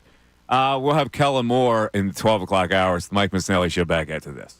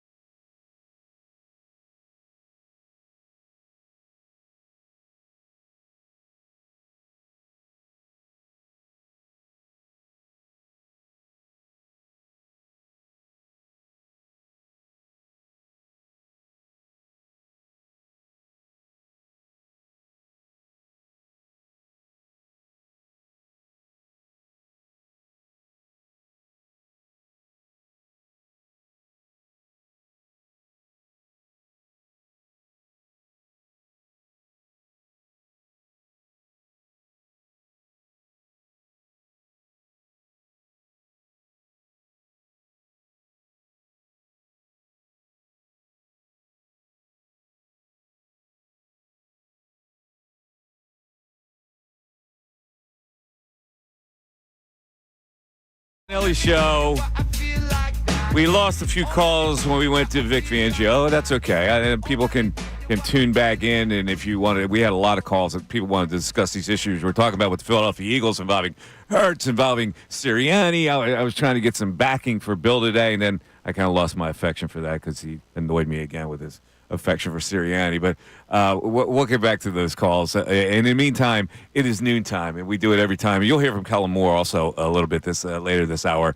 But it is time now, ladies and gentlemen, for the news at noon. There's a whole lot going on in this world. It's time to catch up. Here's the news at noon. 97.5 The Fanatic and 97.5thefanatic.com. Yes, sirree. The news at noon. We go around the globe to find out some interesting little tidbits. Ray Dunn actually finds them and presents them to us in the audience. So, Ray, what do we have today for the news at noon? All right, we got 2 hoop stories coming up later. I know you mentioned earlier, I'm just so excited to get to the Joe Mazzulla conversation, but I want to start up in New York where things are just going so well for Aaron Rodgers. Things are just going so great for the Jets. It's so wonderful to see. And Aaron Rodgers wanted to talk about accountability at his presser, and he was asked about the mistakes that they keep making, and here is his statement on accountability. How do you get everybody to keep the belief? I mean, it seems like a lot of the same mistakes. Stop listening to you guys. Number one. Number two, gotta be accountable, you know? I gotta play better. That's the key. I gotta play better.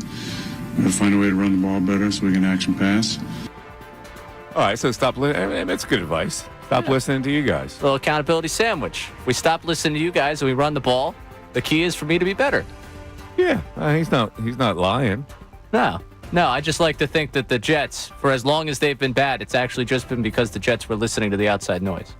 This entire organization that's historically been bad has been bad just because they've been listening to the media up there in New York. Yeah, well, yeah. Media in New York is not as tough as they used to be, so I think it falls shallow with people. Listen. People love to now hate him. Who, Rodgers? Yeah. He any goodwill he ever had is just like out the window. He's such a weird guy that nobody roots for him anymore. No, he's hard to root for. He is. He's hard to root for. And it's hard to root for that organization when they continue to do stuff like this where you fire in their head coach and they let Aaron Rodgers just take over. He wants this guy. He wants that guy. Yeah. They gave him the whole franchise. They're done. 2-5. They're not making the playoffs in the AFC. No, they're not. What's you hate next? to see it. You really what's hate next? to see it. Let's go over to hoops. I'm a big Anthony Edwards guy, mostly for the fact that he just talks, and I'm not even sure if he is. I think he believes exactly what he's saying, but some of the things he says is just so outlandish. I really enjoyed listening to him and all of the smack talk he's got going on. Today, ESPN did a cover story, and they redid the iconic Randy Moss, Kevin Garnett picture where it's now Anthony Edwards and Justin Jefferson. And this was the trailer they released for the conversation they had with Jefferson and Anthony Edwards. Yeah, I think it's easier, yeah. Football players can't go play basketball. You crazy. No way. I told my buddies, I said, if I win a ring in the next 3 to 4 years, you're not going to football. I'm going to play football. No, you're not. Wait, Anthony Edwards wants to play in the NFL? That's what he's saying. In a ring in the next 3 to 4 years, he's going to football. Yeah, that's just ridiculous. He does talk a lot of junk. It's really entertaining to me. I got to be honest, I do enjoy it. Now, could he? He's enough of an athlete, but he, like a guy that's never been hit, doesn't understand the shock of being hit. You know, especially at that level. It's like those guys their eyes are bigger than their stomachs. Like when it comes to stuff like that. Yeah, I can play this sport. I can play that sport. No, you can't. Stop. Not at that level. You saying you can hit a 95-mile-an-hour fastball. I said I could make contact. Yes. I still think I could. Yes. Way better chance of Anthony Edwards getting in the end zone than me making contact on a 95. Well, listen, everybody thinks basketball players of that size would be spectacular tight ends, and they probably could be. But once you get hit, you can't be spectacular anymore. You don't have the joie de vivre to play football. You know what I'm saying? But, I mean, you're not wrong, though, with the tight end thing. I mean, look at Antonio Gates, Tony Gonzalez. These were guys who were great basketball players. No, they weren't great basketball players. Tony Gonzalez wasn't a great basketball player. Not great, but they were good basketball players. He was good enough to play in college. And it translated. This guy's a super-duper star. For him to even think about playing football is the most ridiculous thing you could ever hear. He's going to make $60 million as a basketball player for the next 10 years. He's not going to do it. But you can see the skill set translates. The basketball skill set does translate to a tight end type. It does. If you are like Antonio Gates was just a grinder basketball player too. You could, and the reason they go to football is the Mo Alley Cox, the tight end who played in the league for a lot of years. When you're just an average basketball player, you're looking for riches somewhere else that you could accomplish. Yeah, like Anthony Edwards doesn't need it. You're not going to get the riches in the NBA. You're going to get the riches in football because your athletic ability will translate there. A guy like Anthony Edwards, who's a superstar, like that's why I resented so much when Michael Jordan actually just thought he could just step into baseball. Like I to this day, I'm offended by it. Jordan rides the bus. It's a good documentary. All right, what's next? All right, moving on to Joe Mazzulla. So he had a couple of questions about pressure for this Celtics team. We'll first start off with his answer just regarding the idea of pressure. Zero, no pressure.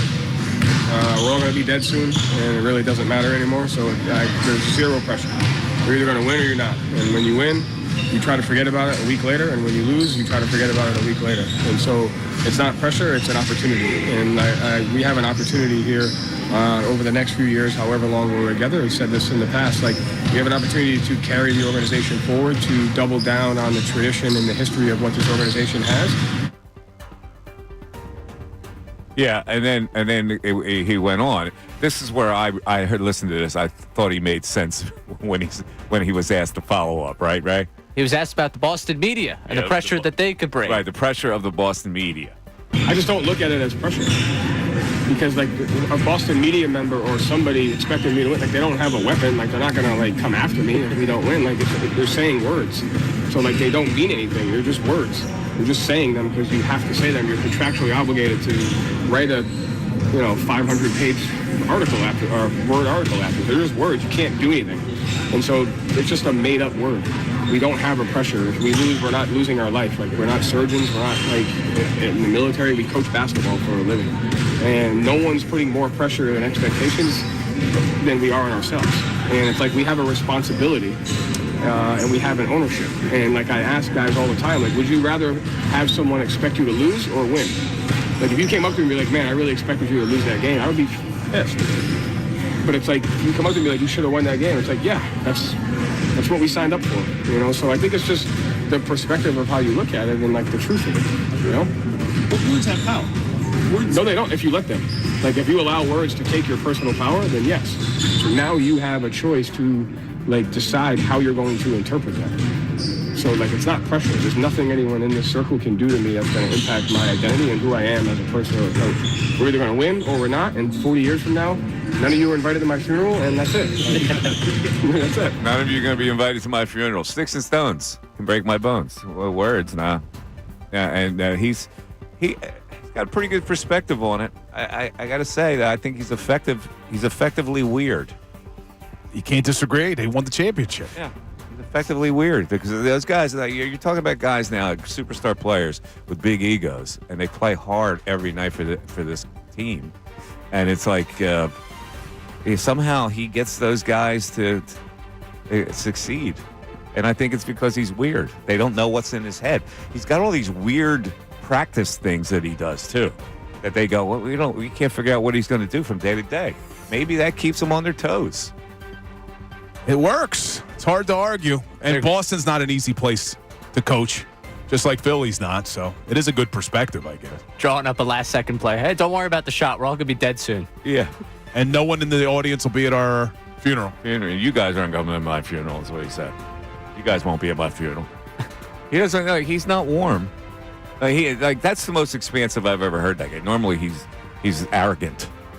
All right. That's the news at noon today. Thank you, Ray. Ray Don. Appreciate it. Good old Ray. All right. So, folks, how do you apparently I feel worse about fans going to an opener to open the season against Giannis Antetokounmpo and the Milwaukee Bucks without two of your bullets in the chamber, especially without the starting center, who apparently is not injured, that this is just kind of starting with load management in the opener. And I am offended by it. I hate it. Now, I'm not a season ticket holder, If I was a season ticket holder, I wouldn't be happy about it. But I somehow we've now become permissive about this load management thing. But that's what I was going to ask you. It's okay. It's okay. Because I'm hearing like, oh, I'd rather be. And you blared that horn the other day. Oh, I'd rather be have them healthy for the playoffs. It's not. That's really not the point. You should be healthy to start the damn season. So you're correct. I am okay with load management. I don't understand how he's not ready for the first game of the year since he just played in the Olympics. So I'm like kind of with you on this. But the load management thing, I'm fine. But let me ask you, you may be upset about this. Mm-hmm.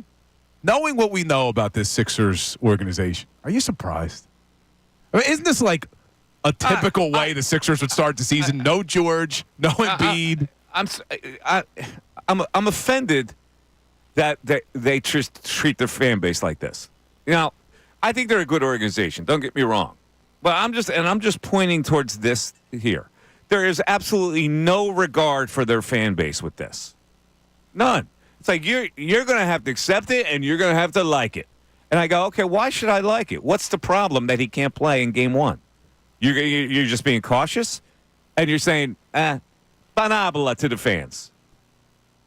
They haven't told us really why Embiid's not playing. So that is upset. I'm okay with George not playing. If George hurt his knee, he's physically unable to play, and they want to be safe with him, fine. I don't understand why Joel's not playing. I don't like it, and I think this is going to be a blueprint. They're preparing their fan base.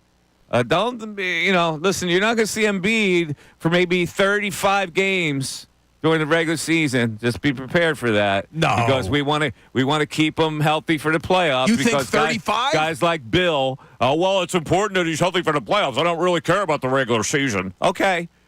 Meanwhile, Boston plays all their guys. They get the best record in the league. They get the number one seed. They get used to playing with each other. They have a machine, a system.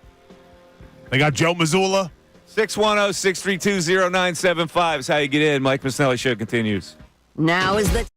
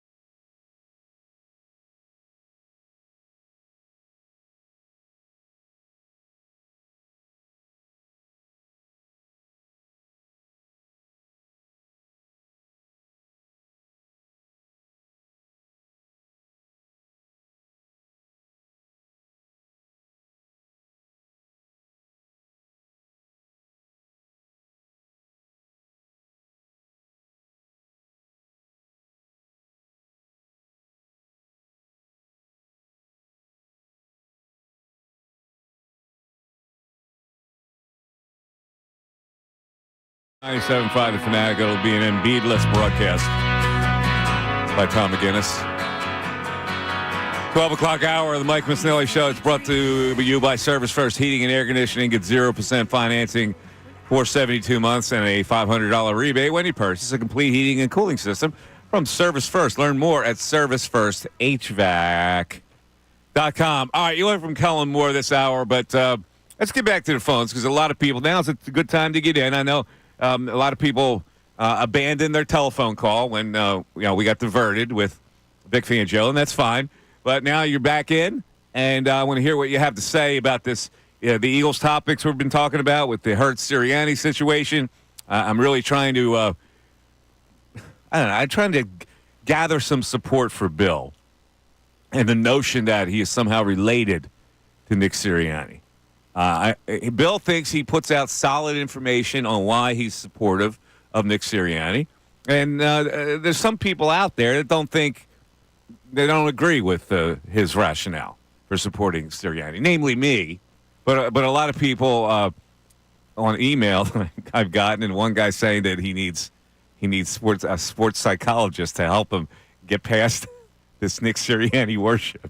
Yeah, it's just mind blowing to me that people would email and he's not the only one. Oh, you need sports psychologists. How could you defend the guy? It's like the guy wins. The guy wins. That's all I want from my head coach. Yeah, I didn't like his behavior. I think he should be better on the sidelines. I think you're going to see a more subdued Sirianni going forward. But this team wins under him. And to take just what happened at the end of last season and say he should be fired and he's a clown because of that is an overreaction. And it's easy to be negative. Sure, blame the coach. That's the easy thing to do. We want to blame and fire coaches everywhere. But sometimes the devil you know. And the devil we know is a 667 winning percentage. Second among active head coaches. That's your playing to the standard. You're keep the main thing the main thing. That devil line, that's your version of all Hurts' little parables. It's just I don't understand people. And then the people who want Belichick here. No, I don't agree with the Belichick. Yeah, it's like... listen, you know how I feel about Sirianni. I think he'd be a really good college coach. But this emailer, Jeff, said, I think the passion, at least he describes you as passionate. I really think the passion Bill demonstrates for defending Sirianni, and here comes the killer, borders on mental difficulties. Look, I'm passionate about everything I say. Oh, my God. I'm passionate about everything I say. Let's get to the phones. Warren at Cherry Hill wants to talk some Sixers. Warren, you're on 97.5 The Fanatic. Afternoon. Good to hear you, Mikey. What's up, Warren? How you doing? Every day's a good day. I turn on my radio, and I know that voice. We're good. Beautiful. I'd love to hear that. Thank you. I got to tell you, I'm a whole, and I don't want to usually, but I see exactly the way you do.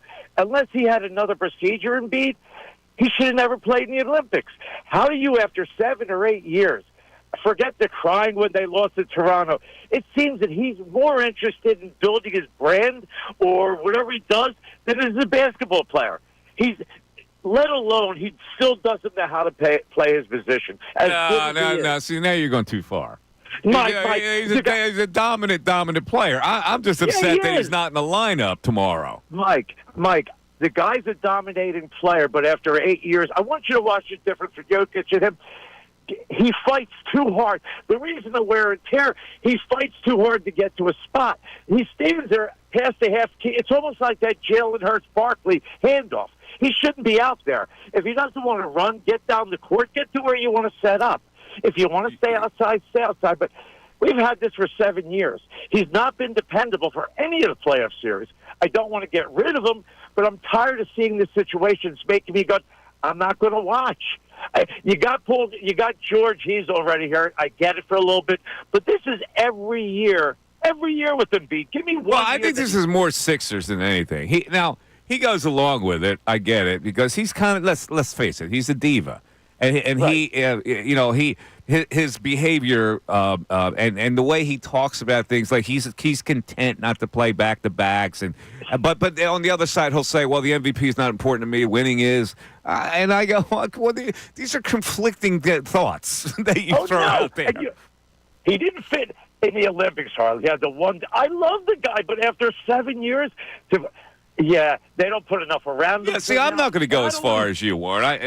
Embiid's a dominant player, and he's our only hope to win a championship. All right, and you have to ride this for as long as he's still going to be here. You have no other alternative. You can't be trading him. It's foolish. But I'm zeroed in on tomorrow night. I don't understand why opening night that we're expected to just say, okay, is that what you guys want to do down there at the Sixers? Yeah, okay. Well, we're with you. No, I'm not with you. I'm disappointed that he's not playing in the opener. I'm disappointed, too. I just don't understand it, though. I just wish they would come out and explain why he's not playing. But there was no additional injury to the knee. The injury he had last season, he recovered from. He came back. He played in the series against the Knicks, plays in the Olympics. How's he not ready for the first game of the season? I'm fine with load management. You and I can have that argument. But game one? They're depending on fans accepting it. That's why. They don't have to say anything. They're going, you're gonna have to like it. But Sorry. why? Like, what's the purpose of it? It's just load management. It's just like they don't want to press him where like they wear him out early, so they're going to keep him out of the opener. Okay. Why not send him game two? Like, why game one? Does something happen? This is what's making me nervous. Is what we know about the Sixers organization is they're not always forthcoming when it comes to injury information. Yeah. Is there more going on with Joel's You think knee? They're hiding something? I don't know. But it's like any other organization, I wouldn't assume this. But with the Sixers, they've kind of hid injuries before. They're not always forthcoming with information. But they're also going down that avenue. Well, he's not going to play back-to-back, so we got to keep him healthy for the playoff. See, they have that excuse, and you even bought into it. You said last week, I'm okay with them preserving him for the playoffs. I'm completely okay with load management. I'm completely okay with him not playing back-to-backs. If he plays 55, 60 games this year, I'll be happy as could be. But game one, I just don't understand. What is it that happened in this offseason that he can't play? Here's my get in good enough shape where you can play back-to-backs. That's all I'm asking. That's all I'm asking.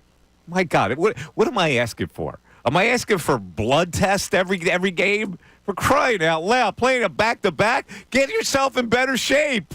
Other guys, the superstars around the league, are they playing back-to-backs? Is LeBron James at age 74 playing back-to-backs? LeBron James is on a different level. Oh, he is?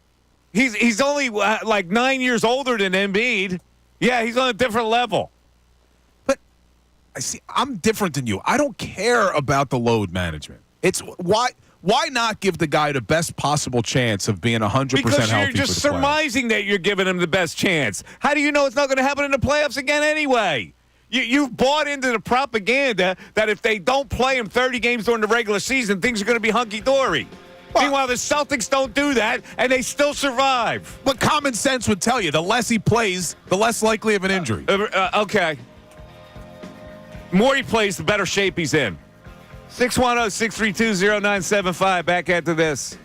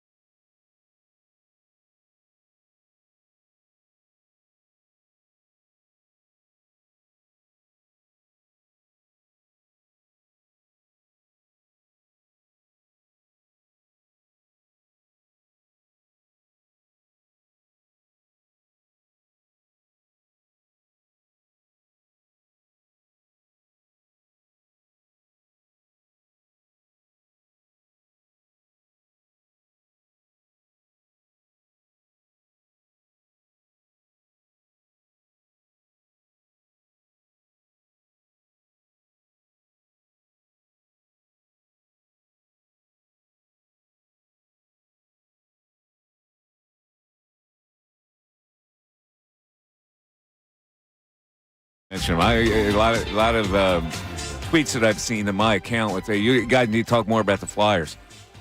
And my answer to that is at this current moment, why?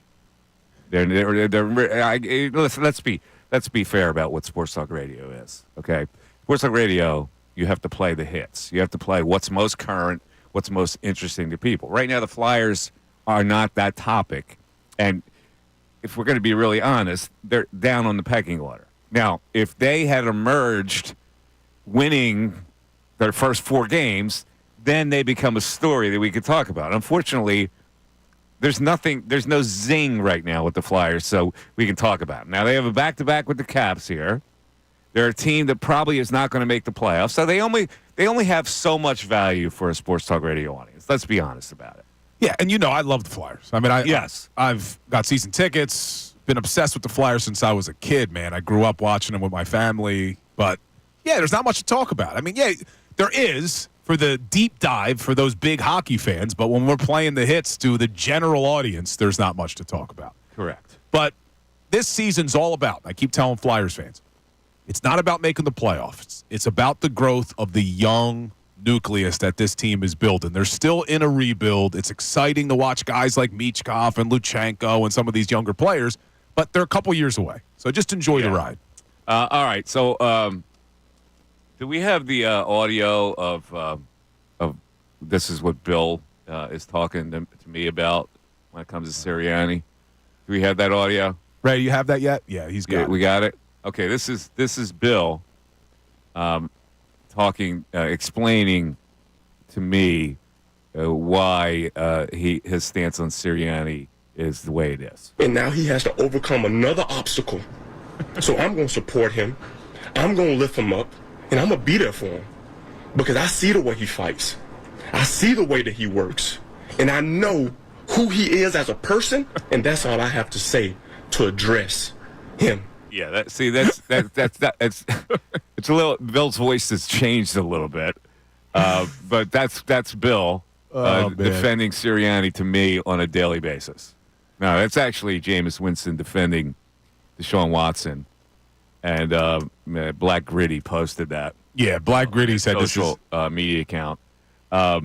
See, this proves my point. He's taking a lot of heat for that, by the way, Jameis Winston, and you I don't know. People are oblivious. Is he oblivious to the fact that he had this terrible track record, and one of the reasons why he was being booed is because when you don't play well and you have that kind of weight on you with the sexual harassment and all that stuff, that you're going to be less acceptable to people?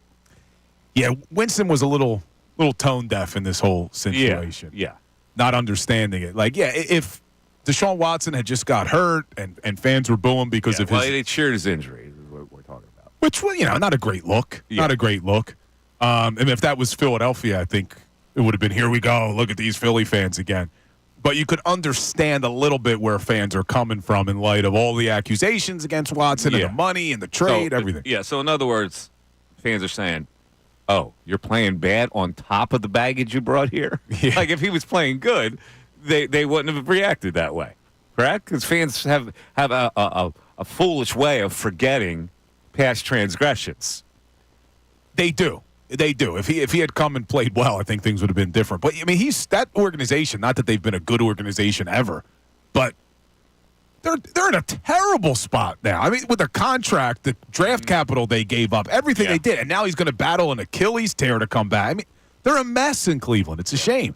All right, let's go to the text board. We have not gone to the text board all day today. What's the text board saying? Because we had some spicy topics early. We had a full board early when we were talking about Hurts and Sirianni.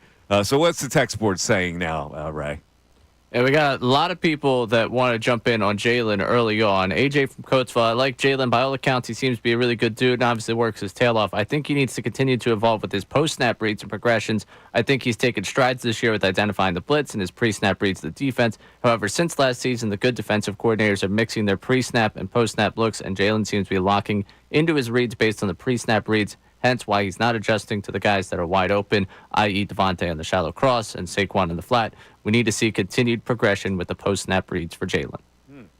And we started this show by saying, is this what the Eagles are now? Is this how they have to win? with the defense dominating the game and with them running the football by keeping the high-risk throws out of Jalen Hurts' hand. Although he did make a couple high-risk throws and completed some monster passes in that game, at least two. But it was more of a conservative effort as they let the running game be the focus and the defense be the focus. And that's a shift on what we thought the Eagles would be. It's not only a shift from what we thought the Eagles would be, it's probably a shift what the Eagles thought that they would be. You know, you give a guy $255 million. They thought he would continue to grow as a passer, and I still think he can. And I said this earlier, 10th play caller in 9 years with Kellen Moore. So by leaning on your running game and not putting everything on the shoulders of your quarterback, it'll help him get comfortable in this new offense. It'll help him grow. And when you got the skill set that this team has, why not? Not only do you have Saquon Barkley, this offensive line, number 3 in yards before contact. That's huge, man. You're opening up holes for these guys. All right. So on that note, Kellen Moore coming to the podium as the offensive coordinator. And this is, I think, going to be fairly interesting because you have to now tailor your questions. Hey, you came here as this, this fancy Dan pre-snap motion and all this kind of stuff. And now you kind of went basic with the running game. Is that going to carry you? Let's see how Kellen Moore handled his presser. Kellen, what's the challenge for Kenny Gainwell week to week when, he doesn't know if he's going to have, big role, medium role, no role. How's he handled that? Kenny's like a lot of the guys we have where, you got to prepare as though you're playing and you never know exactly what that snap count may look like. And so Kenny's done an excellent job. Obviously, he's produced a lot here over the course of the last few years. And so we feel really comfortable with him. We feel fortunate to have him in that backfield, able to spell Saquon when we need it. And, obviously this past Sunday he was able to produce and it was really, really exciting for him. There's another game without Jalen Hurts having a turnover in terms of that. During that bye week when you guys focused on it, was it more drill work? Was it more film work in order to help him go on his current streak he's at right now? Anytime you get to evaluate just where you're at, just, individually and as a collective group, I think obviously protecting the football is something that we just want to do a little bit better job of. Sometimes those things are bad luck. Sometimes there's things that you can focus on. I think, our team in general has done an excellent job the last couple weeks of just, really securing the football, both as ball carriers and throwing. Jalen's made some excellent decisions the past couple weeks. He's done a really, really good job with that. And so it's put us in some very favorable positions. On the second sack that he took, he kind of just fell to the ground. Is that a byproduct of you guys enforcing, be more careful with the football? Or I'm not really sure what happened there.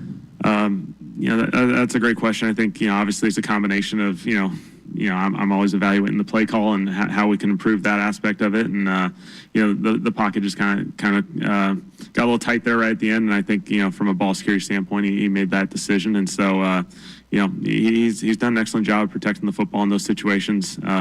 Giving ourselves opportunities to still, punt and put ourselves in favorable position. And certainly in other instances in the game, he was able to make plays with his feet as well. And so he's done a really good job of making those decisions when necessary. The touchdown pass to Brown, an aggressive play. Like the play before that, it seemed, he was looking downfield for Gainwell, and Smith seemed like he was over there. Barkley was open on another. Is that a sense of him looking to be aggressive, or the offense, or something that y'all are talking about, or what are those the product of?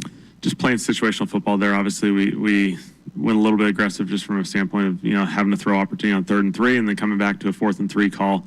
Obviously they they played fairly tight in the earlier 3rd down situations, and so we felt like there was potential opportunity to get behind them. AJ and Jalen have a phenomenal feel for each other downfield, and obviously they've shown that the last couple weeks. And so excellent job by those guys at the end of the day. Excellent by AJ with the release, getting on top of the DB. Jalen to sit in the pocket. There was a little bit of pressure to his right, so to speak, and for him to sit in there, it was an excellent big time throw. To follow up on that, I was just saying to follow up on that, to go to AJ 2 weeks in a row in critical situations. The first time was towards the end of the game. You're trying to run out the clock. The second time on 4th down. What does that say about the two of them and everything? Yeah, those guys have an excellent feel for each other, and they do. You have a lot of confidence in those two are a part of the play in those critical situations, and obviously they've earned it. They've done it over the course of a long time, and so we're fortunate to have those guys. On the flip side of that, how strange was it to look at a box score that had Devontae with 1 catch for -2 yards? Yeah, those are never ideal.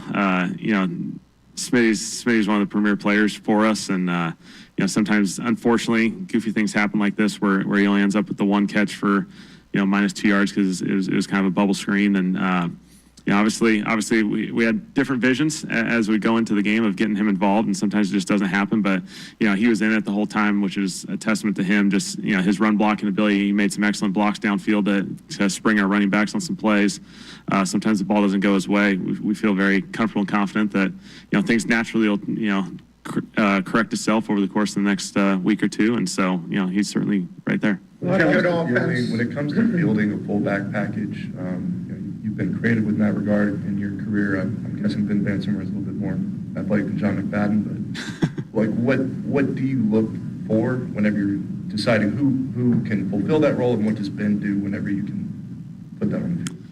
Two-back offenses, sometimes there's value to it at various times. We just felt like there was an opportunity to utilize it in this game, and so Ben's a guy. He's going back to high school days. He's been a ball carrier, and so he's played on the offensive side before, and so sometimes it starts kind of as a more of a fun experimental aspect, and then it might turn into serious over the course of training camp and the season. And so we'll see where it plays out every week. Kind of you're trying to find what gives us the best opportunity to be successful, and felt like that gave us an opportunity this past week, and he did an excellent job. I mean, his effort and his finish in the run game, he had the juice and the energy going, and I think it was a really benefit to us. Whose idea was it to play that? Really, I think it's just a collective group. Sometimes as you go through training camp and stuff, sometimes guys on offense have to help defense, and defense have to help offense just to show different looks and line up and presentations. And so him just kind of unintentionally line up on offense to aid the defense. Kind of gives us a look of, hey, this guy's got some athleticism, and and obviously it kind of just kept building as we went. And so we'll see where it takes us. How was Jalen doing at setting the protections? He's done a good job. Yeah, obviously protections is is every single week is a completely different challenge, whether it be structurally, schematically, personnel, and so the challenge for all of us is just each and every week we got to readdress the protection aspect of how are we going to handle the opponent. And so those guys had premier players. They obviously 97 is one of the best in the league, and it was a challenge for us. Kellen, you guys lead the NFL in 40-yard plays, big plays on offense. How much of a focus was it getting back to those? And what's the value of those plays, maybe beyond the obvious that you're getting a lot of yards? 40-yard plays, I think really that comes down a lot of times to premier players do an excellent job.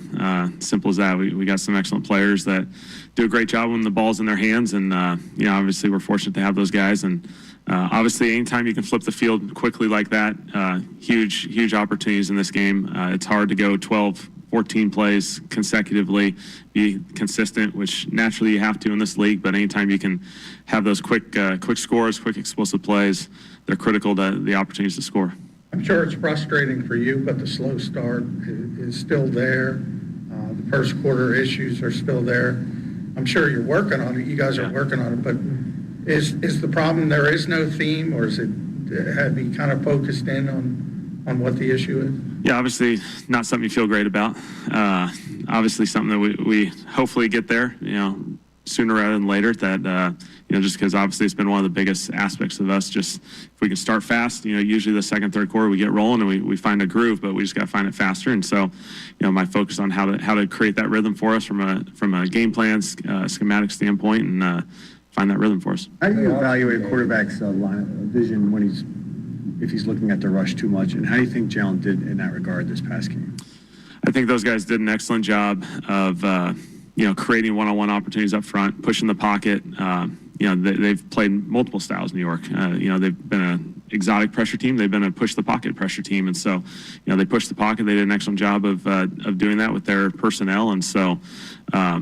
Anytime you're looking at that, you're looking at it both schematically and then obviously structurally, and feel like how can I help get the ball out of our hands a little bit quicker in some of those situations. I think Jalen's done an excellent job over the course of this year, handling a variety of different looks and different presentations, and something that we'll always continue to work on and evolve with. And so, obviously third downs going 1 for 13 isn't ideal for us, but I think for me, just focusing on how I can help that process. On the 3 3rd and 13s that the 3 3rd and shorts that you missed, you converted the 4th and shorts thereafter. when you call the third down play, are you thinking you had the fourth down option in your back pocket? Those are big time opportunities for us, and I think testament to Nick having the confidence to go for it in those fourth downs. I think that fires up an offense when you have three opportunities. Obviously, other games it doesn't go our way and it gets frustrating, like New Orleans where you don't convert those. But for him to have the confidence and willingness to go for it, I think was huge. That allowed us really two shots at it, and we were able to get it. In the option game, it seemed like there was a driver. You ran it almost every play. What goes into creating variance between what Hurts and Barkley do, because it seemed like sometimes he's outside, sometimes he's inside. What is that conversation like in terms of creating those kinds of plays? With the zone reads. Certainly, it's an aspect of our offense that we feel very confident in. Anytime you can have Saquon and Jalen a part of a play, and they do an excellent job. Jalen does an excellent job of assessing the edge rushers and making great decisions. And so, the run game became a big focus as that game evolved. I thought we started hitting some, creasing some, creating the explosive plays. The previous week against Cleveland, we never felt like we were able to bounce one and make that explosive play, but we were close. And so those guys did an excellent job. And Jalen just does a really good job of reading and making decisions in those situations. And you can see the movement and the impact it has on the defense that, you get one gap out and now you got a crease in the middle. And so we were able to hit some big ones because of it. How did you like the way Fred Johnson and Tyler Steen kind of filled in the situation? Then Fred, obviously with Jordan on IR, do you see him as the solution there? We're fortunate. Our guys done an excellent job of stepping up, next man up type mentality, like we always say. Fred did a really good job. He had a challenging matchup out there, and I thought he battled. He fought. He was excellent. Getting to the second level in the run game was huge. There's a bunch of really cool examples of him just getting up to linebackers, getting in combination box, but then getting up to linebackers, and those create those big explosive runs. And Tyler hopping in there again. It seems like he's done this a couple times now where he just hops in the game and nothing changes. And that's the beauty of it. He's a big-time player for us, and we feel fortunate to have him in that role. In those situations where you go for it on fourth down, how early is it communicated to you that you have 4 plays to work with? We're really talking about it the entire drive, preliminary, and as the drive extends, constant in communication just so we can play previous downs, depending on how that fourth down situation will play out. And so I think we do an excellent job of it. You spent most of your coaching career with high-profile wide receivers. And throughout the game, are you cognizant of the target distribution as the game goes on? You certainly want to get your guys involved, and that's a key aspect of this thing. Pass attempts end up being a little bit lower than probably anticipated going in this game, but that's the way the game flowed. So obviously, we were fortunate to get a few big plays to AJ, which was excellent. Smitty's didn't go his way, and so I think naturally there'll be games. Smitty will come out and get a bunch of touches and all that good stuff. But obviously you're trying to get your guys involved as much as you can. One more, just kind of in regard to that. AJ's numbers in one-on-one man situation are just unbelievable. How do you, when you're grading a play, and let's say that you scheme something open, but Jalen goes to what's a favorable matchup for you guys, and he hits it, how do you grade that out? How do you evaluate that post-play? Anytime we're able to create one-on-ones for our guys, we feel very confident that we're going to execute that at a really high level, particularly with AJ downfield and even Smitty downfield. A lot of the progression is going to start with the mentality of if you get that one-on-one, go take it. Don't be afraid of it and go for it. And these guys have done an excellent job with it. There's a progression always with the pass play, but there's certain alerts that when you get those opportunities, because especially the way trends kind of take you, there's only so many times you get true one-on-ones, just one-on-one downfield man coverage type looks. And so when you get them, take advantage of them. Thanks. Right. Thanks. All right, there he is, Kellen Moore. It wasn't really a pointed, directional, you guys have changed your offense type of question. 21 times he said obviously, which if you're keeping score, that's 1.5 times per minute. Yeah, because it was a 12. Right. And also, the first question in this press conference is, how is Kenny Gainwell? Like, that's the first question? Can somebody ask about Kenny Gainwell in the first question? Yeah, that was interesting. That was certainly interesting. Your thoughts? Anything? Nothing much. I mean, the Devontae Smith question about he only has 1 catch, -2 yards. Yeah. This is why I thought it was so smart of Howie Roseman to pay everybody before the season. Because now, Devontae, if he was in a contract year, maybe he's upset about getting one catch for -2. But now everyone's paid. They don't. All right. That's all good. right. Yeah, that's a good point. All right. The 1 o'clock hour is all up to you guys. I want to hear from you guys on all the stuff we've been talking about. We'll rehash a couple of things and go over some other things. And again, the Sixers have announced that Embiid and George are out for tomorrow's opener, which is a bummer for all of us. It's the Mike Missanelli Show. Back after this.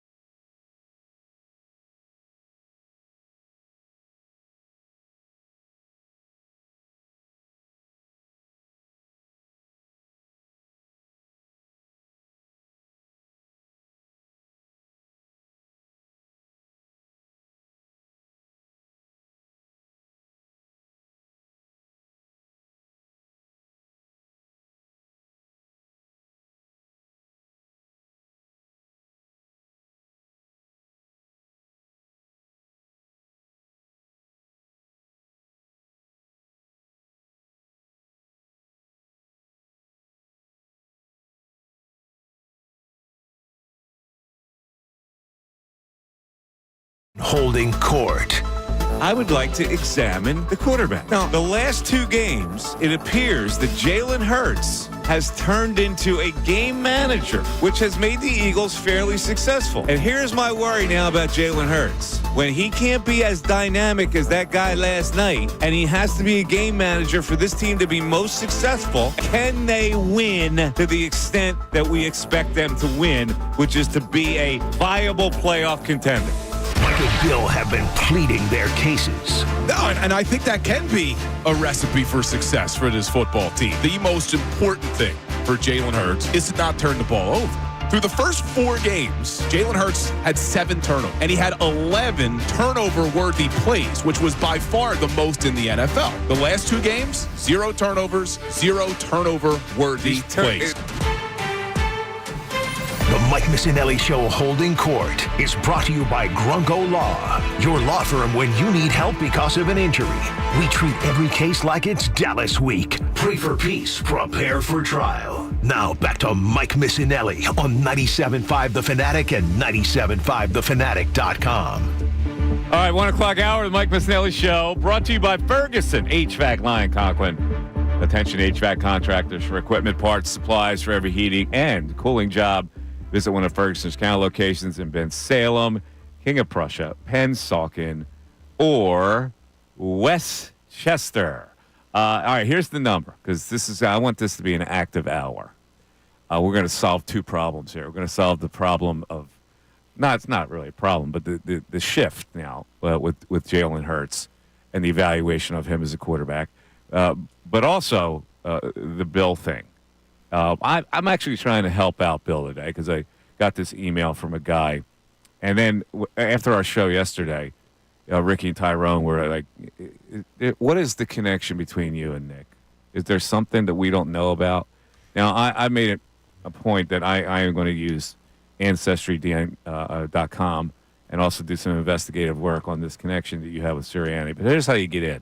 610-632-0975. Now, let me just read a little bit from this email that I got from a guy named Jeff, who's really bothered by Bill defending Sirianni. And he says, I think the passion Bill demonstrates for defending Sirianni, right, that's okay so far. Passion that Bill demonstrates for defending Sirianni.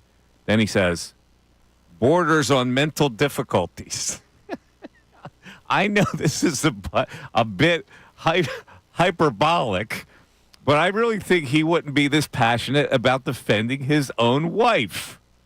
And he says, maybe in a gentle way of getting this across to him, joke that you're going to get Dr. Joel Fish's number so he can deal with this obsession in a healthy manner.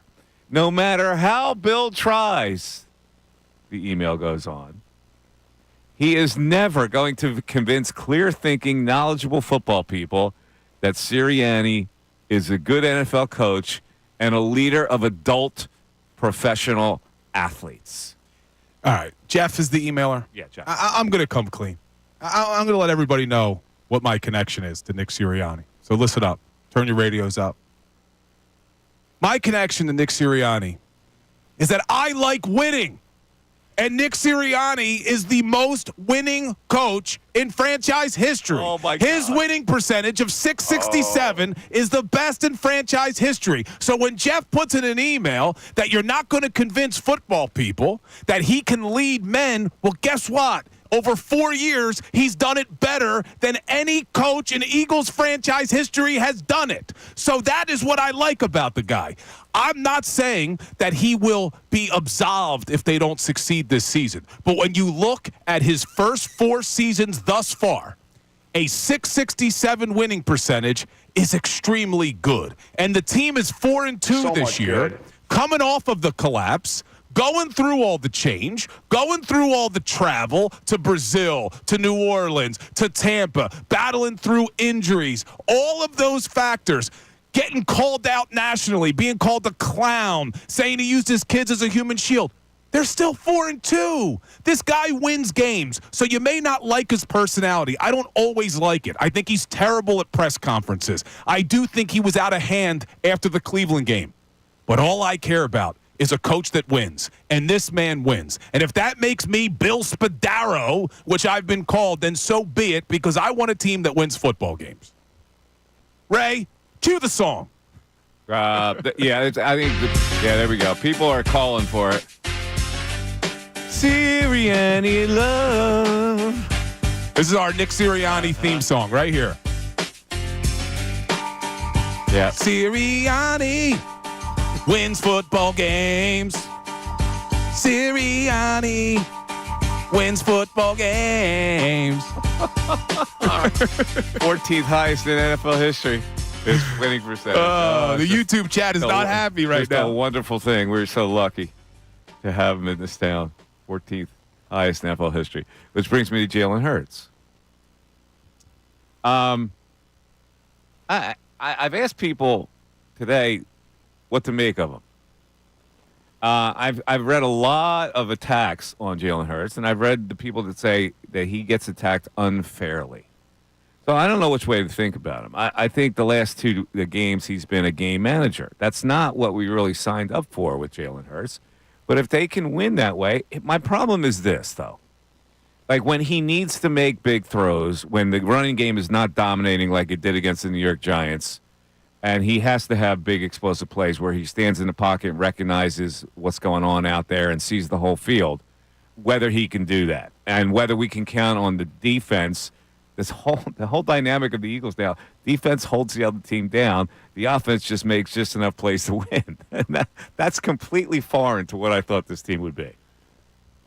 It is, but it's not like, because here's the point. You're saying, and I agree with you that maybe he's going to struggle seeing the whole field and being able to take advantage. But if you force the defense to have to stop the run, it makes Jalen's job easier throwing the football. Like, if they're going to load the box, Jalen's not going to have as hard of a time because it's going to mean he's probably getting single coverage somewhere. And these 50-50 balls, A.J. Brown wins a lot more than 50-50. Mm-hmm. So I think this is a recipe that can work with this team. And you saw it a couple years ago in 2021 after their 2-5 start. They became a more run-heavy offense, and they ran right into the playoffs. Yeah. Maybe they do it again. You got a better weapon in Saquon. I mean, Miles Sanders was above average. Saquon's special. Yeah. All right. I get it. Back to the text board. Supportive on Bill. This is kind of what I want to do. I think Bill needs all the support he can get because he's not going to call Dr. Joel Fish. So the people that are texting us on the text board have to help him out. So, Ray, what do we got? A supportive text. Yeah, Kevin from Ambler. Bill is my brother from another mother. The only way you judge head coaches is by wins and losses. Bottom line to me is that his players generally like him and play for him. The greatest quality of a leader is to inspire those that you lead. Well, he sure inspired him last year. Another quality. I mean, my God, 6 to 7. Go ahead, Ray. I'm sorry. Another quality. Sorry, I'm not trying to laugh through this. Another quality is to admit your mistakes, to learn and grow from them. Players are attracted to his honesty when he screws up and willingness to learn and grow from those mistakes. He's leading by example. This whole thing reminds me of Charlie Manuel when he first came on the scene. He was a complete goofball till they won the World Series. Then he became folksy. Hang in there, Bill. Mike could take us both out to dinner after we win the Super Bowl. I'll have gnocchi. I tell you. Oh, there we go. Mike will make us a gnocchi even better. You got to watch when you order gnocchi out because sometimes it's pea pebbles. Yeah, they went through friggin' hoops of fire for the guy last year. I gotta say, Ray, you witnessed that too, right? I did. They burned their jerseys. Your entire position on Sirianni though is because of the way last season ended. Yeah, right. Pretty much. Is it possible? Like way overmatched when couldn't stop bleeding for a good team that was 10-1. Yeah, I pretty much formed an opinion that way. Is it possible? To look at it the other way. Well, no. To look at it the other way. You're like Jim Carrey from Liar Liar. Yeah, exactly. The pen is right. royal blue. Yes. But is it possible that the 1-6 finish was less of a collapse than the 10-1 start was them overperforming? Like everyone wants to ridicule the head coach for the way the season ended. Do you think maybe they overperformed at 10-1? Could the coach get some credit for that? Maybe. Because they weren't that good of a football team. Maybe. We'll continue this discussion. And I got a discussion I want to talk to you about neighbors. Malik Neighbors? No. Neighbors in general.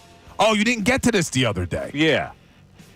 I want to hear I just this. had a performance service that was prompted on me by my neighbor. Is this suitable for on air? What kind of service you perform?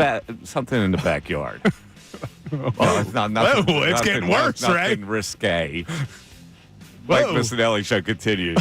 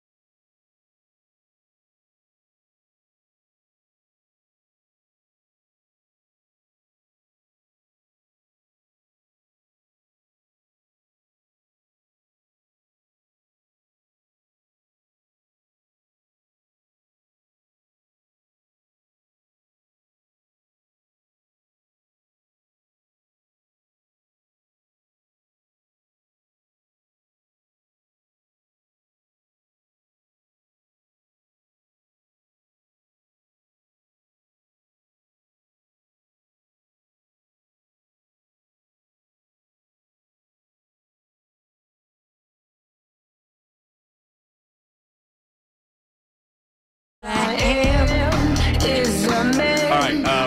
so I'm reading this tweet from Shams, and this is the follow. It reads as following. See, Shams, the interesting thing about Shams is he's got all these connections with agents and organizations that feed him stuff, so you can't really bite the hand that feeds you. But sometimes you got to just take it with a grain of salt. 76ers, Joel Embiid and Paul George are out for opener versus Bucks on Wednesday. Embiid is progressing well and ramping up. He will not play this week. George will be reevaluated later in the week. Now, let me ask you this. Have you not had all training camp to, quote-unquote, ramp up? What are we doing here? How long do you need to rest up and ramp up before you can actually play in a game? How many weeks has it been, have gone by since he reported to training camp? Well, we saw him when we were down there for media day. He looked all right. Uh-huh. I don't get what he's progressing from. Yeah, progressing well. So Shams is buying into their shtick. Embiid is progressing well and ramping up. Well, from what? That's what I mean. Yeah, what from is he progressing It's like from? he's told up on the organization, so he spits it out for him. See, people got to understand why Mike's so upset.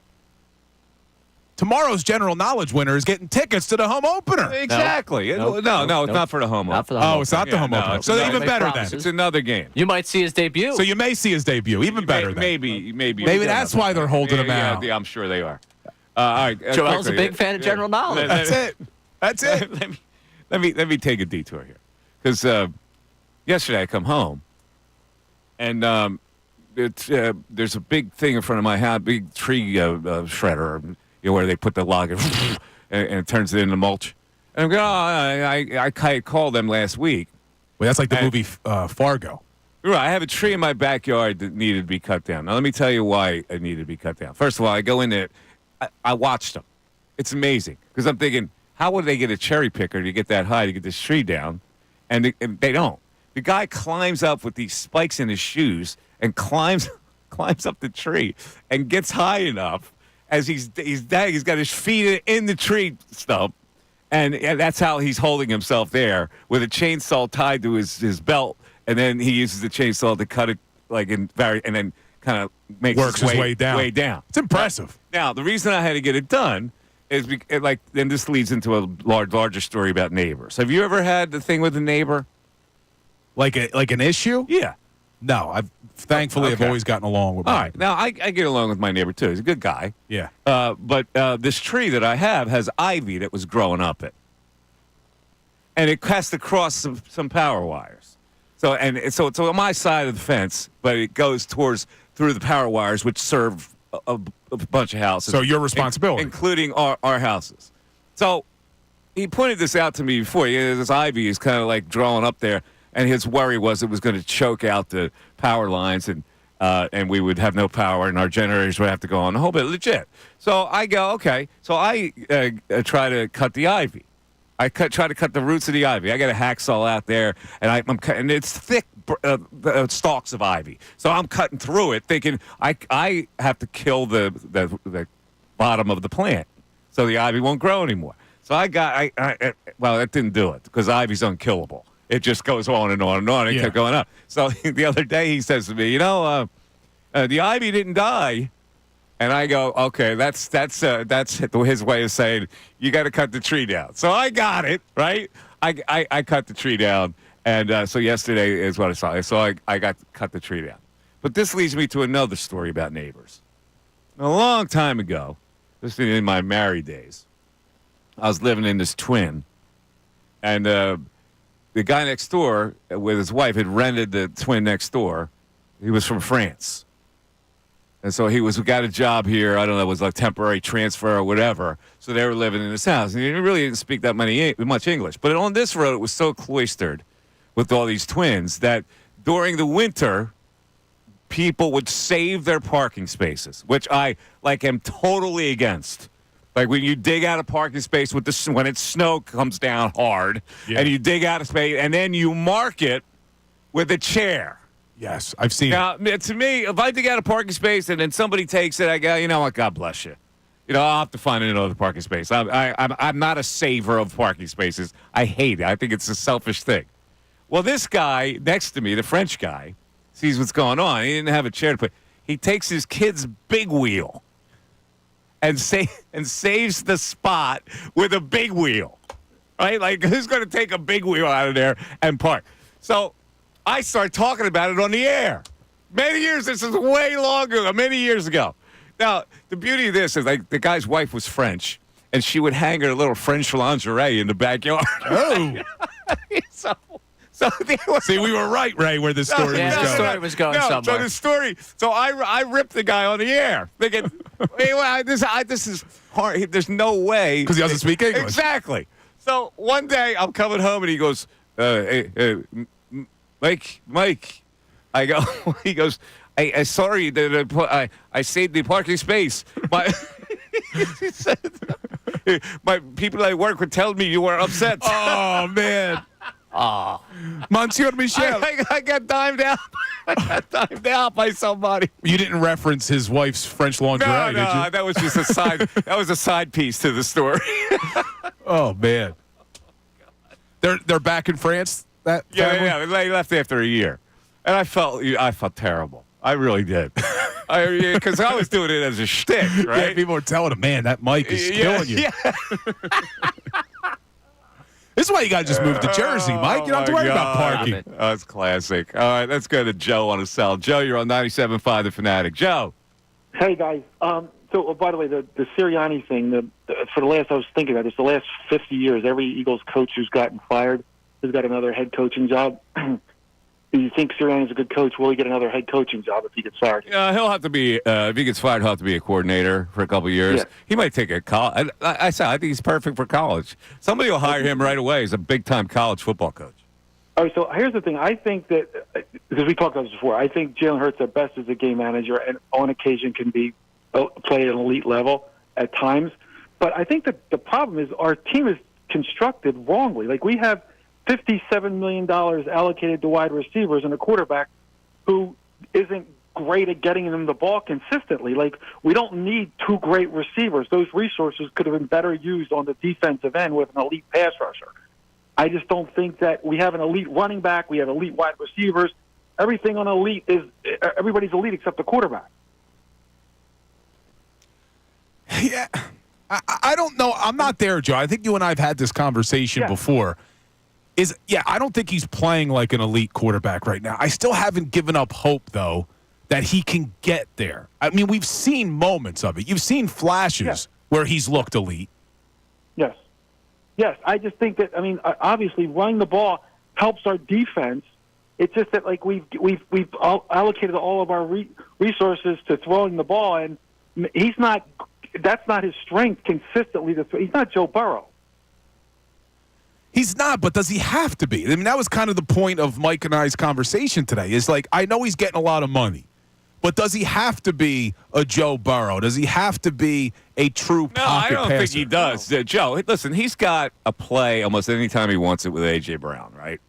Right. And Devontae is a threat, and he's got when the tight end comes back. Like I don't know what the best way to play with him is. Like, this running game showed me a little something that he could be really efficient, just hitting on certain, few plays that are big explosive plays while they use the running game as their base.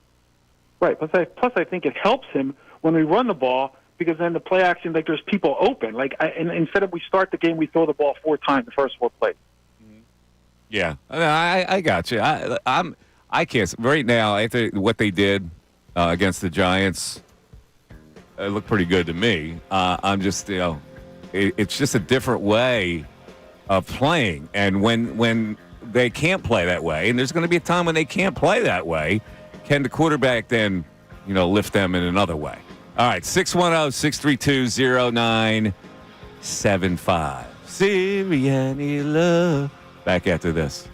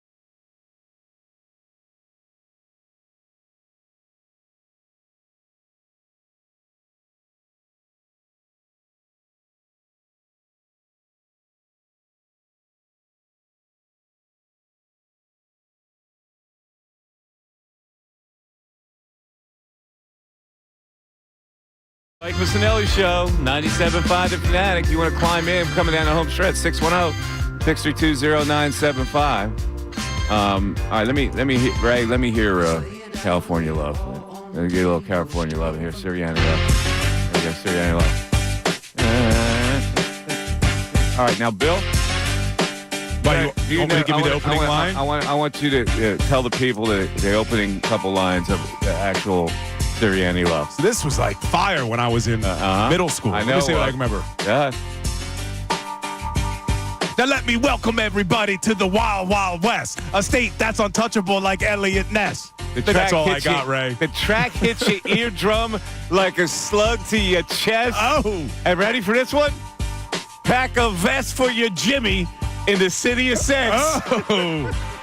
Ray, you don't know good songs, man. Yes, I'm very unfamiliar with California Love. One of the most iconic songs of all time. Pack a vest for your Jimmy. Oh, my God. That's a good What are we one. talking about? Arnold Palmer? No. Oh, my God. 610-632-0975. Let's go back to the text board. We got Black Gritty calling in, actually.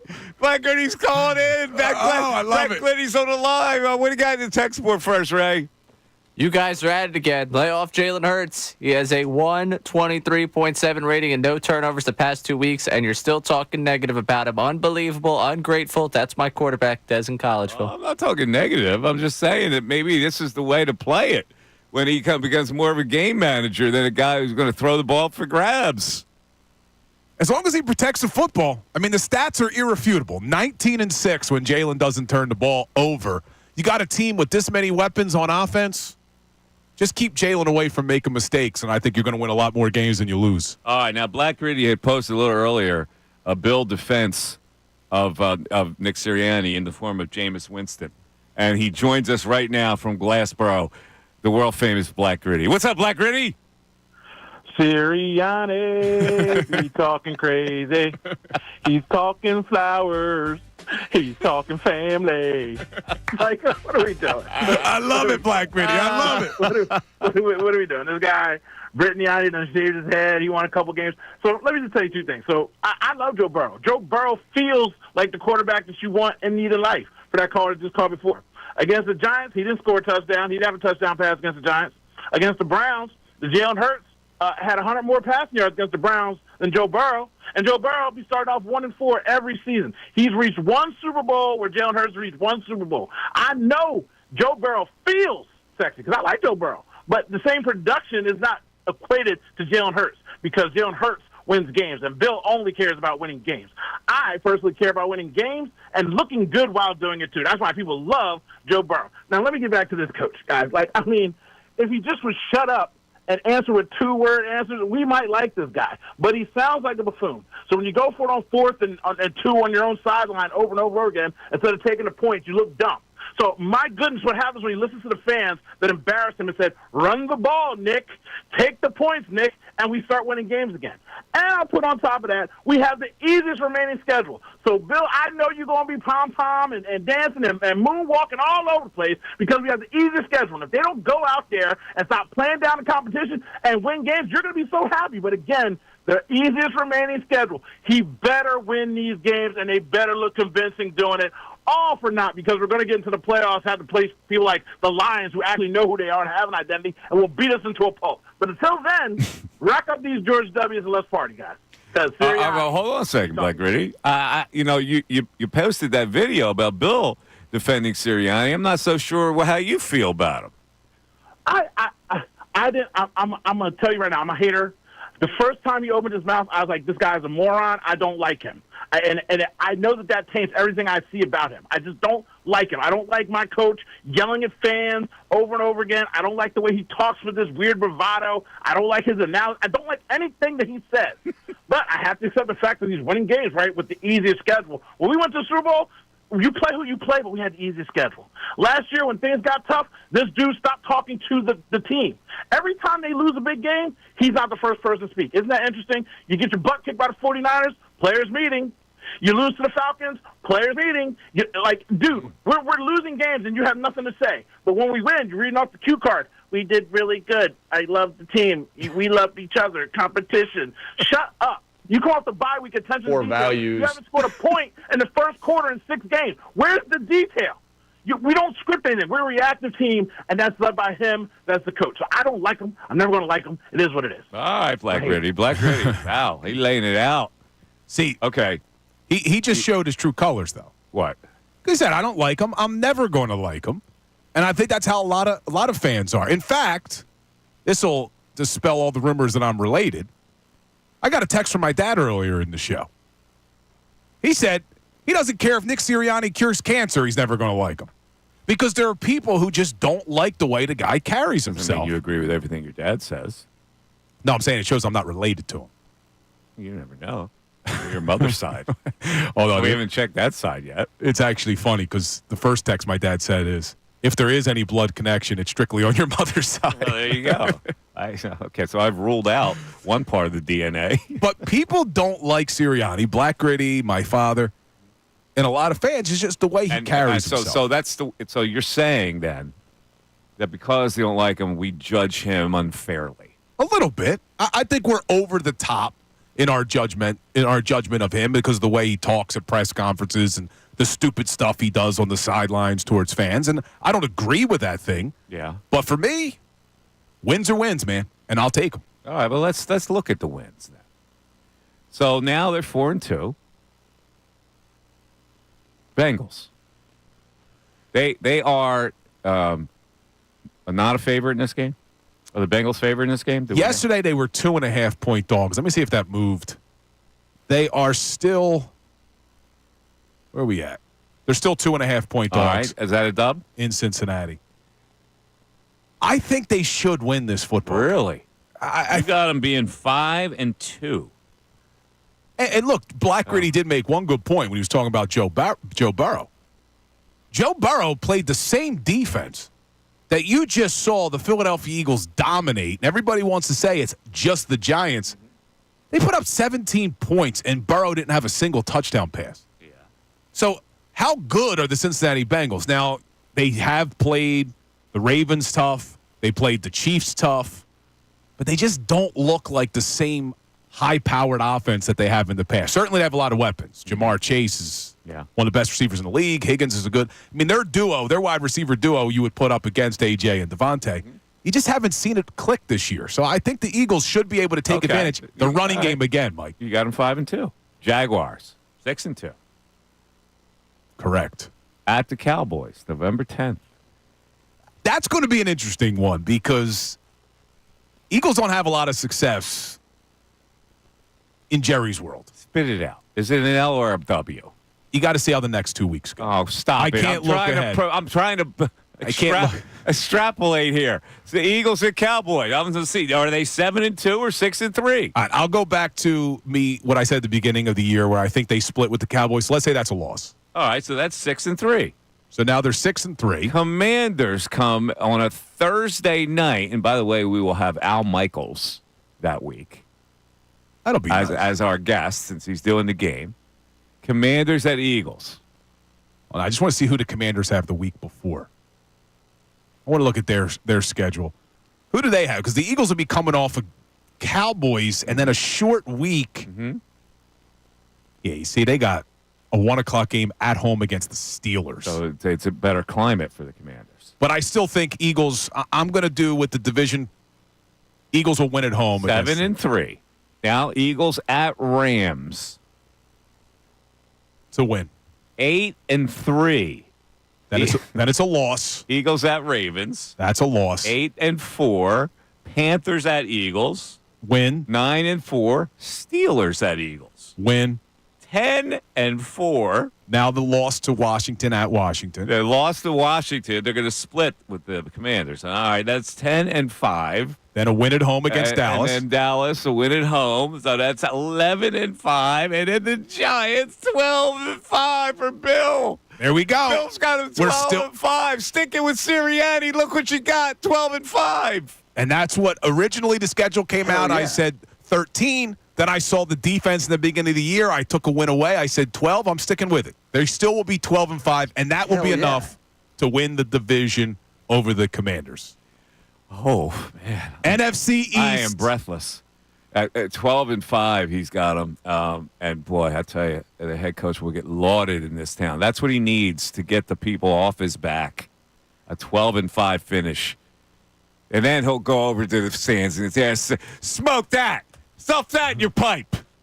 I'm curious, and I know we're running out of time here today. Yeah, but plenty of time for your views on I'm Nick Sirianni. curious, and I know how you and Ray probably would rather see them win. I wonder if there is a contingent of fans out there who would rather see the Eagles lose games so that Nick Sirianni gets fired.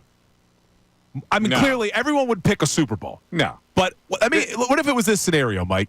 Eagles win the division, they win a playoff game, but that's it. But that means Sirianni comes back. Would you rather them just lose out? No. If they get to that level, they're not going to ask for him to be fired. That's a level. At least they achieved. They got to a level. Right now, they don't think that they're going to achieve. Now, you just laid it out where they're going to finish 12-5. So tomorrow we should get all this, like, your optimism that you spread throughout the world with Nick Sirianni Eagles at 12-5. What, you think they're going to complain about 12-5? They're going to say, you know what, Bill, you're probably right about that. So let's say they go 12-5, win the division, lose a home playoff game to start the playoffs. Is he out? No, he's back. You mean if they lose their first playoff game? Yes. They go 12-5 and lose the first game? Yeah, lose at the link. 12-5, I think, guarantees them. 12-5 guarantees them. It's like Rob Thompson's 95 wins. Thing is, you said my optimism. And I swear. 12-5. I'm optimistic. I don't have 12-5 on my card. People say I'm optimistic. I just got a text from my dad, too. 12-5, you're crazy. I think it's being objective. I mean, look at the schedule. We just went through it. Where are you finding losses? I think they're going to lose at the Rams. All right, 11-6. You finding any other losses in there? Steelers could be tough. Could be a loss. Steelers could be a loss. Rams could be a loss. Steelers don't scare me. Russell Wilson, please. They're a pretty good defense. Pretty good team. They're rounding into a pretty good team. They have a pretty good record right now. You like Mike Tomlin. Well, of course you like I mean, how do you not? I agree with you. You like Mike Tomlin. Sixers, apparently people don't care. And that's okay. I've given it up. I'm trying to stick up for a fan base here. You're not going to get a home opener worthy of anything because Joel and Billy's not going to play. And on that note, the Milwaukee Bucks tomorrow night, the Sixers home opener, are a 3.5-point favorite. Yeah, without George and Embiid, you could see why. Maybe we get a Tyrese Maxey game, Mike. Maybe Maxey puts up 50 tomorrow night. Possible. Andre Drummond. By 8. Ray, best rebounder in NBA history, according to himself. Never play the game. The Sixers could win that game without Embiid. I don't know what Milwaukee is anymore. Antetokounmpo is going to go 30 and 15. Whether you like it or not. Dame is probably going to, 22. He's not the same as he was. So Dame's not going to go off for 40 to lift them. But you said that you don't think the fans care, and they don't care about my concern about their well-being. Well, you know why I they're think getting deprived of a home opener. I think it's less about them not caring about the point you're making. It's more about a lot of fans have just checked out. I mean, it's still going to be the same wake me up in the playoffs. So if you're going to be that way and say the regular season doesn't matter, I guess they're not going to be that angry when their stars don't play. To a lot of people, the opener is sometime in January. Yeah, I guess. I'd be comfortable if he played and then sat out. Maybe they're saving him for an NBA Cup game. That's what it is. They want that NBA Cup this year, right? While we're on the Bucks thing, and I know closing arguments in a second, so I'll make this brief. Doc Rivers, this was going to be at a news a couple weeks ago, but he said that Darvin Ham deserved to keep his job with the Lakers because they won the in-season tournament. If someone ever had justified that in this town, like we've had this Sirianni conversation for months. Nah. What a yeah. crazy. Yeah, by the way, I'm going to be watching the Knicks and Celtics tonight because I'm interested in those two teams. That's going to be entertaining. Afterwards, you got the Lakers and Bronny and LeBron playing again. And I'm told that they're going to try to do that early in the game. Wait, and somebody asked me on YouTube, what was our bet? Do you remember? Ray, do you remember what our bet was? and I can't remember it either. On YouTube, they said Bill. How many games he's going to be on the roster? Yeah. Yeah, and I can't remember what I said. Thought it was like anyway, half. are you staying up late to watch that? Are you intrigued enough to see Bronny play with his dad Against Ant? Yeah, sure. Yeah, against the Minnesota T-Wolves. Are you? No, Yeah. I'm not watching it. What time's the game, right? 10 o'clock. It's 10 o'clock. I'll be doing the show sheet sitting there You'll watching. watch some of it. Anthony Wait, Edwards. but this It's is going to happen early in the game, apparently. We'll put him in with his father. Well, here's my problem. I got my kids tomorrow night. So what I'll do is I'll DVR the Flyers game. I won't check my phone. I'll put the kids to bed, and then I'll be watching the Flyers game late on a record. You gonna watch the Lakers On a recording. Minnesota? No, I'll watch the Flyers over the Lakers, Minnesota. Without a doubt. There it is, Ray. I don't have the same level of excitement after, but All right. I think it's time for closing arguments. Yes, it Ray. is. Closing argument. Now, closing arguments on the Mike Missanelli Show. Brought to you by Lowenthal and Abrams Injury Attorneys. Injured in an accident, call 800-876-LAWYER or visit LowenthalAbrams.com. I got two headlines in front of me. Jalen Hurts has given the Eagles just what they've needed lately, a calming, stabilizing presence. Another headline. Eagles QB Jalen Hurts is finding balance between taking care of the football and hitting explosive plays. Oh, my God! What has happened? All of a sudden, Jalen Hurts has turned into game manager. In the last two games, no turnovers, and the Eagles have flown high based on a defense that's shutting down opponents and Saquon Barkley. And maybe they have discovered a successful formula that they will carry for the rest of the season and go to the record that Bill thinks they can go to at 12-5, winning a division, hailing Nick Sirianni as the hero of heroes. I don't know what's in store for us, but it's going to be damn interesting. And boy, has there been a dynamic change in how the Eagles play football. They said they were looking for their identity. I think they found it. Clean football from Jalen Hurts. Lean on your offensive line and your running game. Hell yeah. Hit it, California love, as we get out of here. Sirianni love. Big day tomorrow. General Knowledge Wednesday. And Timmy Legler tomorrow as we preview the 76ers opening the season against the Bucks. Have a great rest of the day, everybody. We talk to you tomorrow.